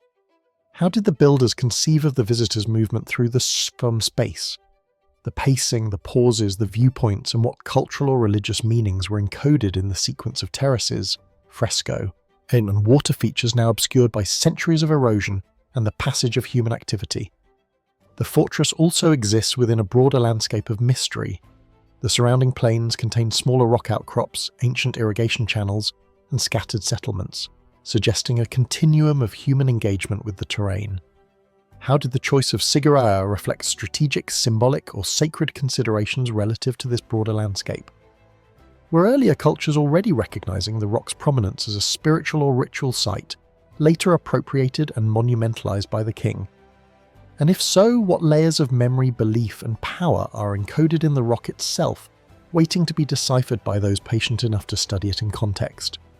Standing at the summit of Siguriya today, overlooking the expansive plains below, and one senses the integration of natural majesty, human ingenuity, and symbolic vision.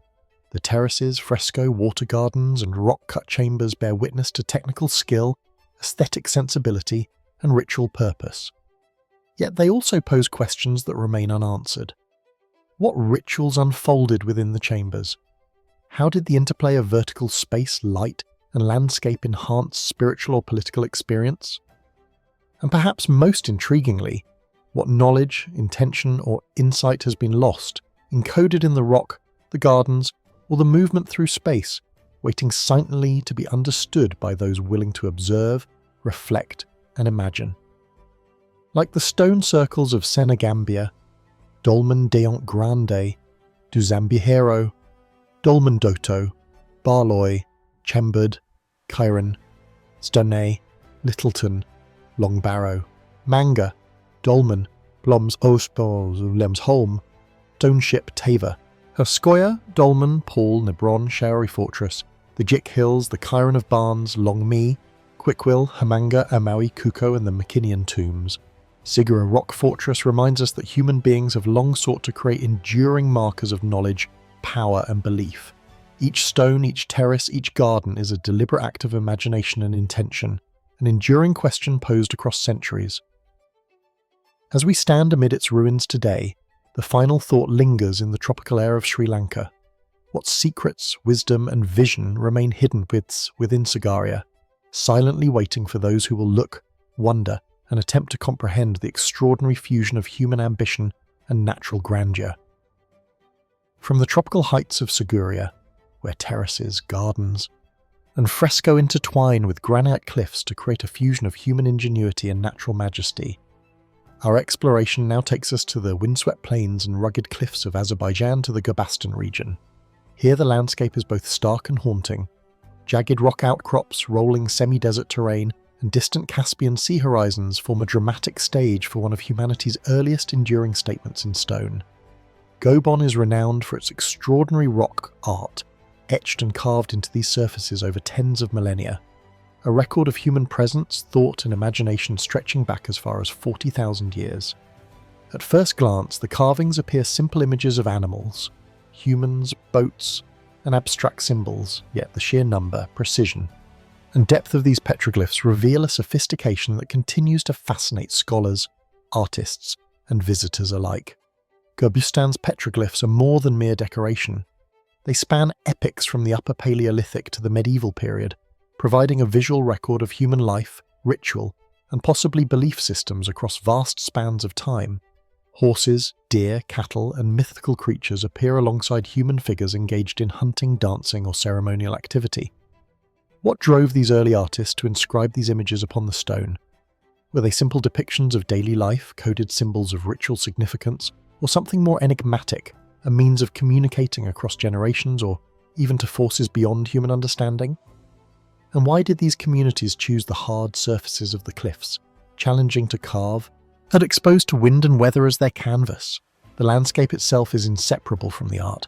Gobostan's cliffs, rising abruptly from the surrounding plains, are visible across long distances, suggesting that the placement of each panel may have been deliberate, intended to interact with sightlines, sunlight, or even natural acoustics. Could these sites have been chosen as landmarks, sacred spaces, or observatories, their location selected to imbue the carvings with spiritual, social, or astronomical significance? And if so, how much of the knowledge guiding these choices is now lost, leaving only tantalizing hints etched into stone? The artistry of Gobostan is notable for both its variety and its precision. Some figures are deeply carved, suggesting ceremonial emphasis or long-term intent, while others are lightly incised and almost fleeting in their presence. Among the most intriguing images are depictions of boats, some clearly seafaring, others fantastical but perhaps symbolic. What does this tell us about the movement, trade, or spiritual imagination of these early societies? Did the carvings serve practical functions, records of journeys, hunting grounds, or clan territories? Or were they primarily symbolic, meant to convey myth, cosmology, or ritual meaning? And if symbolism played a central role, what was the visual language employed? And how was it understood by those who viewed it generation after generation? Archaeological investigations have revealed layers of human occupation in the vicinity of Gobastan, including tools, hearths, and dwellings, indicating that the creators of these petroglyphs were not merely transient visitors, but settled communities deeply attuned to their environment. Yet the scale and complexity of the carvings suggest that their creation involved considerable effort and communal engagement. How did these early societies organize the work, decide upon which images to inscribe, and preserve the knowledge of symbolic or ritual meaning across generations? And what role did the carvings play within social, spiritual, or political structures? Were they boundary markers, ceremonial sites, or mnemonic devices for oral traditions? The images themselves pose further mysteries. Certain panels depict abstract motifs, concentric circles, spirals, or enigmatic symbols that resist straightforward interpretation. Are these early attempts at recording astronomical phenomena, territorial claims, or spiritual cosmologies?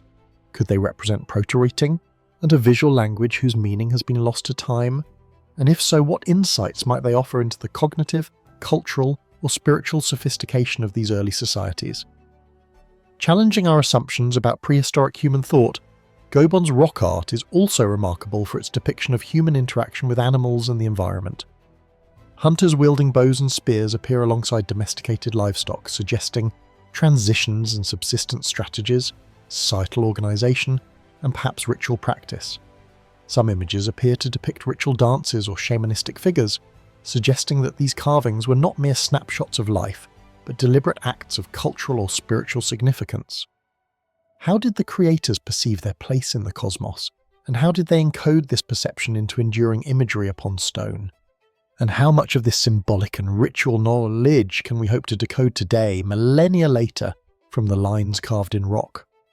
The continuity of the site adds further layers to its mystery. Ghost was repeatedly revisited and inscribed over tens of thousands of years, a palimpsest of human imagination and experience. Each era contributed new figures, techniques, and symbolic innovations, yet often built upon or respected previous work. What cultural memory allowed such continuity across vast temporal distances?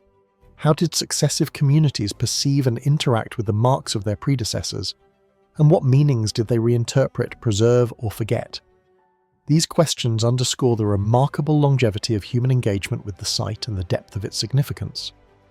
Standing before the carved cliffs of Gobostan today, one is struck by the interplay of scale, environment, and imagination. The wind sweeps across the plains, the sun casts shadows that shift and lengthen across the carvings, and the petroglyphs themselves seem to hold an unspoken dialogue with those who approach. Each image, whether of a rearing horse, a dancing human figure, or an abstract spiral, is a deliberate act, a choice frozen in stone, a testament to the enduring desire of humans to leave traces of themselves, to communicate and to explore meaning in their world. Yet for all that is visible, many questions remain. What was the full intent of these carvings? What knowledge and ritual meaning do they encode? And what stories are forever lost to the erosion of time? Like Seguria Rock Fortress, the stone circles of Senegambia, Dolmen de Ananta, Grande do Zamburo, Dolmandotto, Barloi, Chambered Chiron, Stony Littleton, Long Barrero, Manga, Dolmen, Blumsholm, Stone Hip, Tavakoi, Dolmen, Paul Neon, Shiri Fortress, and Shores. The Jik Hills, the Cairn of Barnes, Longmeg, Quiquilo, Hyamonga, Amaui, Kukino, and the McKinnian Tombs, Gobustan Rock. Art reminds us that humans across time and continents have sought to leave enduring traces of thought, ritual, and imagination. Each carving, each symbol, each deliberate line etched into stone is a question cast across millennia, a silent conversation with the present. And as we stand before these ancient cliffs, tracing fingers over figures that have endured tens of thousands of years, the final question lingers in the stillness of the Azerbaijani plains. What remains hidden in Gobustan, encoded in symbols and shapes, waiting for those who are willing to observe, reflect, and wonder at the depth and complexity of human imagination in the earliest expressions of art and ritual. From the rugged cliffs and ancient carvings of Gobustan, where human imagination and ritual have been etched into stone for tens of thousands of years, our journey returns westwards to the fertile plains of Andalusia in southern Spain. Here, nestled among rolling hills, limestone outcrops, and the gentle undulations of the Guadalupe Valley, lies the Dolmen de la Pastor, a passage tomb of understated elegance but profound mystery. Unlike the sprawling, monumental complexes of Antequera, Dolmen de la Pastor is compact, yet every stone, every alignment, every architectural choice speaks to a culture deeply attuned to both the landscape and the cosmos. At first glance, it may appear modest, and a simple stone chamber with a corridor leading inward, but closer inspection reveals layers of intention, symbolism, and unanswered questions. Dolmen de la Pastor is generally dated to the late Neolithic around 300 to 2500 BCE. Contemporary with other Iberian megalithic constructions such as Dolmen Doto and Dolmen de Ananta Grande do Zamburo.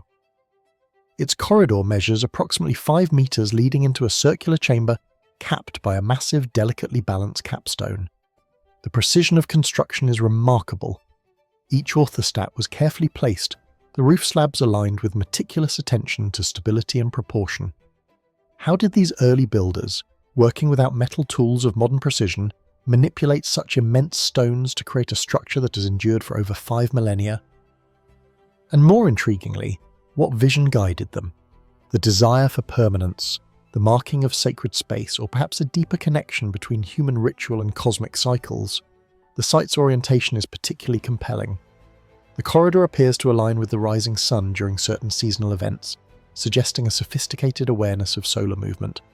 This deliberate orientation transforms the dolmen from a simple burial chamber into a temporal instrument, a monument that measures, frames, and celebrates the passage of time. Was this alignment intended purely for ceremonial purposes, or did it also serve practical functions guiding agricultural cycles or communal rituals? And how much of the underlying astronomical knowledge has been lost, leaving only the silent stones to hint at its former significance? Inside the chamber, the experience is both intimate and profound. The low enclosing walls create a space that is simultaneously protective and sacred. Archaeological excavations have uncovered human remains, pottery fragments, flint tools, and decorative items, suggesting that Dolmen de la Pastor was used repeatedly over generations. How were individuals selected for interment within the chamber? Did placement within the corridor or central chamber denote status, familial affiliation, or ritual role? And beyond the practical, what spiritual or symbolic significance did the journey through the narrow passage into the chamber conveyance? The act of moving from the outer world into this carefully constructed interior may itself have been ritualized, transforming a physical act into a symbolic passage from life to death, from the temporal to the eternal. The construction techniques of Dolmen de la Pastor are both simple and ingenious. The orthostats are embedded deeply into the earth, supporting the enormous capstone above while smaller stones fill gaps, distributing weight and stabilizing the structure. Modern engineers marvel at the builder's understanding of balance, force and durability achieved with only rudimentary tools and collective labor. Was the act of building itself a form of ritual, a ceremonial exercise binding community, landscape and spirituality? And how much of the symbolism was embedded not in decoration, but in the very act of constructing, lifting and positioning each stone with care and intention? The dolmen's compact scale is deceptive. While smaller than monuments such as Ant Grande di Zambuero, its design demonstrates deliberate spatial choreography, and the passageway guides movement, framing views of the interior, allowing shafts of light to penetrate at specific times and creating a tactile embodied experience of ritual. Was this an early form of architectural storytelling, where the arrangement of space, light and material conveyed meaning as clearly to the participants as spoken words or song? And if so, what layers of intention, now invisible to us, remain encoded in the stones themselves, waiting to be rediscovered by careful observation and reflection? Dolmen della Pastor exists within a landscape rich with other megalithic sites, forming a network of human memory and ritual across the Guadalquivir Valley. Nearby dolmens share stylistic similarities, yet each demonstrates unique choices in orientation, chamber design, and construction technique. But were these sites coordinated across communities linked by shared cosmology or social hierarchy? Did builders travel across distances exchanging knowledge and ritual practice? Or did each dolmen arise independently, shaped by the local environment and resources? And what can these relationships between monuments tell us about Neolithic society? Their networks, beliefs, and understanding of the world. The carvings and engravings inside Dolmen della Pastor, though less elaborate than Gabon's petroglyphs, offer further intrigue. Simple geometric motifs, concentric circles, and abstract patterns adorn some stones, hinting at symbolic or spiritual purpose. What did these symbols signify to those who made them? Were they protective marks, representations of the cosmos, or mnemonic devices for oral knowledge? And why were some stones left unadorned? Their blank surfaces perhaps carry their own silent significance, balancing the visual narrative of the dolmen. Water and the natural landscape seem inseparable from dolmen's purpose. Positioned upon a gentle rise, Dolmen della Pastor overlooks fertile plains, yet remains sheltered and secluded. Did its location signify access to life-sustaining resources, or was seclusion more important, a space set apart for the dead, the ritual, or the passage between worlds? And how did the builders perceive the surrounding environment, the rising sun, the changing seasons, the wind, and the soil, as active participants in the monument's meaning? Standing today at the entrance of Dolmen della Pastor, one is struck by the interplay of scale, intimacy, and intent. The massive stones, precisely aligned, create a space that is both monumental and personal, capable of evoking awe while inviting reflection. Every step along the corridor, every touch upon the cool stone connects the modern observer with generations of people who built, used, and revered this space. Yet for all that is visible, much remains uncertain. How were these sites originally perceived? What rituals, knowledge, or spiritual insight guided their construction? And how much of that understanding has been lost to time, leaving only the silent, enduring stones to speak across millennia? Like Gobestan Rock, art. Seguria Rock Fortress, the stone circles of Senegambia, Dolmen de Ananta Grande do Zambujeiro, Dolmen Dotto Barlow Chambered Chiron Stony Littleton, Long Barrow Manga Dolmen Blums Holm Stonehip Tavers Scoia Dolmen, Paul Nebron Shiori Fortress the Gak Hill, forts the Cairn of Barnes, Long Meg, Cuilo, Hongar, Amaui, Kukino, and the Mayan tombs. Dolmen della Pastor reminds us that humanity has long sought to transform stone and earth into enduring monuments of ritual, memory, and imagination. Each corridor, each capstone, each carved symbol is a question suspended across time, an invitation to wonder at the ingenuity, knowledge, and vision of our ancestors. As we stand within the quiet interior today, feeling the weight of the stones, sensing the play of light and shadow, and tracing the passage once travelled by the living and the dead, a single lingering thought persists. But what remains hidden in Dolmen de la Pastor, waiting for those patient enough to observe, reflect and confront the mysteries encoded in these enduring stones? Silent witnesses to human curiosity, ritual, and ambition over 5,000 years ago.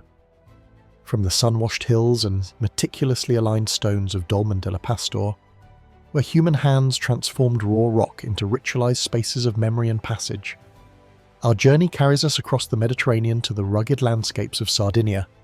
Rising from a gentle ridge in the Cenis region, Nuragloa stands as a monumental testament to an enigmatic Bronze Age civilization. Its truncated conical towers are visible for miles across the rolling hills. At first glance, the structure appears to be a natural outcrop shaped by the earth itself. Yet closer observation reveals deliberate planning, an immense labour, and a vision both practical and symbolic. How did a people, separated from the technological tools of later civilizations, conceive of such precision? And what knowledge, engineering, astronomical or spiritual, guided their hands as they placed each stone? Nuragloa is part of the broader Nuragic phenomenon, a unique Sardinian tradition of constructing stone towers, some solitary, others forming intricate networks across the island. This particular complex dates to roughly 1500 to 1200 BCE, a period marked by significant social and technological developments in the Western Mediterranean. Its central tower rises robustly, capped with massive stones carefully balanced at top corbelled chambers, surrounded by a series of smaller towers and enclosing walls. Together, these create a trilobate plan whose geometric complexity suggests both defensive and ceremonial intent. Yet despite extensive study, the full purpose of the Nuragi remains a mystery. Were they fortresses, religious centres, communal gathering sites, or perhaps all of these simultaneously? And how did their builders reconcile technical necessity with symbolic or ritual significance? The sheer scale of construction is striking. Each stone, some weighing several tons, was quarried, transported and positioned without the aid of metal tools or mortar. The central tower's corbelled roof, a feat of engineering that has withstood millennia, demonstrates an intuitive understanding of balance, compression and structural dynamics. How were these techniques developed, and how was knowledge transmitted across generations? Was there a system of apprenticeship or oral instruction, a cultural method of preserving architectural wisdom long before writing became commonplace? And what drove these communities to dedicate such effort and resources to a structure whose monumental permanence exceeds the lifespan of its creators? Approaching the Nuri, one notices the interplay between the natural landscape and the architecture. The ridge upon which Loa stands affords extensive views of surrounding valleys, other Nuragi and distant hills, suggesting a strategic awareness. Yet the placement may not be solely defensive. Could the builders have intended symbolic visibility, ensuring that the Nourish dominated the landscape as a marker of communal identity, spiritual authority, or cosmological significance? And if so, then how did they perceive the relationship between human construction and the broader natural and celestial environment? The interior spaces of Nuragosa further complicate our understanding. The central tower contains a series of corbelled chambers connected by narrow corridors, each carefully aligned and proportioned.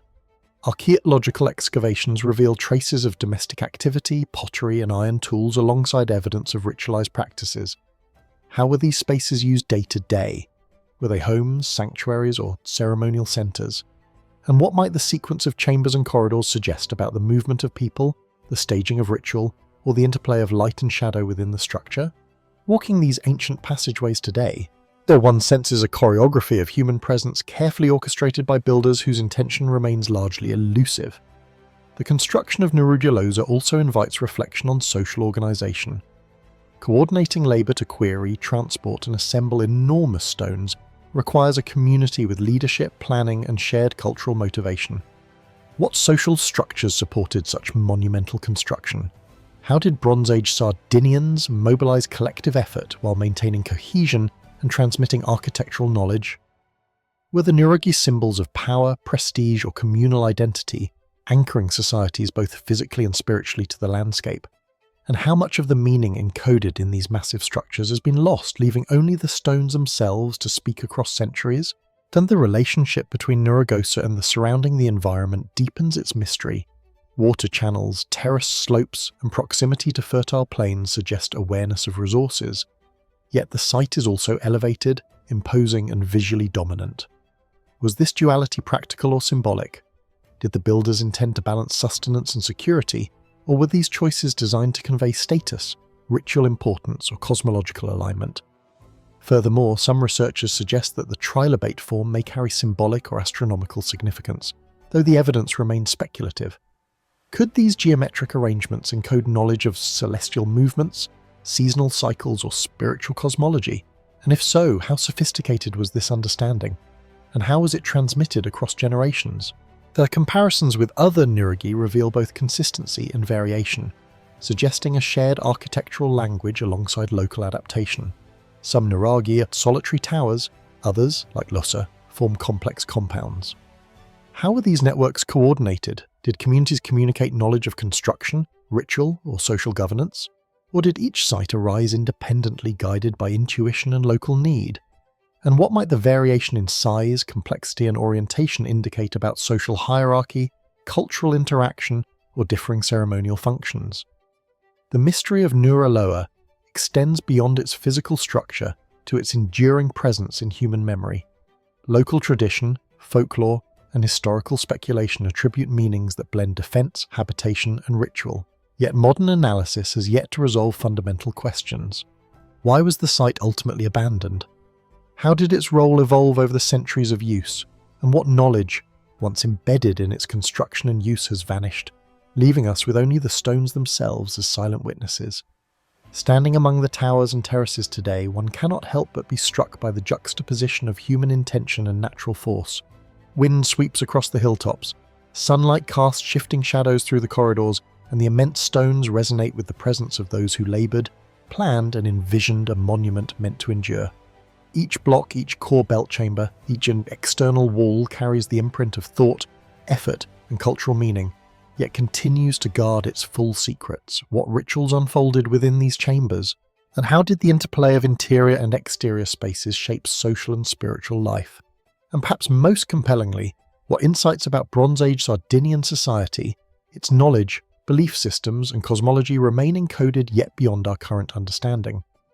Like Dolmen de la Pastor, Dolmen Dotto, Dolmen deant Grande do Zambiro, Sigeria Rock Fortress, the stone circles of Senegambia, Gobustan Rock Art, Barloy, Chambered Chiron, Stony Littleton, Long Barrow, Manga Dolmen, Blum's Holm, Stonehip, Tavassoy, Dolmen, Pnabone, Shri Fortress, the Gak Hill Forts, the Cairn of Barn is Longmi, Quiquilo, Harmonga, Amawi, Kukino, and the Minion Tombs. Nura Losa reminds us that across continents and millennia, humans have sought to leave tangible expressions of knowledge, power, and belief. Each structure is a question, and a silent challenge to later generations to interpret intention, skill, and cultural vision. As we walk among the stones, tracing walls that have endured thousands of years, the final thought lingers. What remains hidden within Nuragi Losa? What wisdom and insight are encoded in these enduring towers, waiting for those willing to observe, reflect, and imagine the minds that shaped them so long ago? From the enduring towers of Nurag Loa, where Bronze Age Sardinians sculpted stone into monumental symbols of community, ritual, and observation, our journey now stretches across continents and millennia to the arid plains of northwestern Saudi Arabia. Here, beneath an open sky that seems to stretch endlessly toward the horizon, lie the enigmatic mystical structures, sprawling geometric monuments etched into the desert landscape. Viewed from above, they reveal themselves as long rectangular platforms, some exceeding 600 meters in length, bordered by low walls of stone. To the naked eye, they are subtle, almost hidden by the sands and the scrub, yet their scale, repetition, and form convey an intention both deliberate and extraordinary.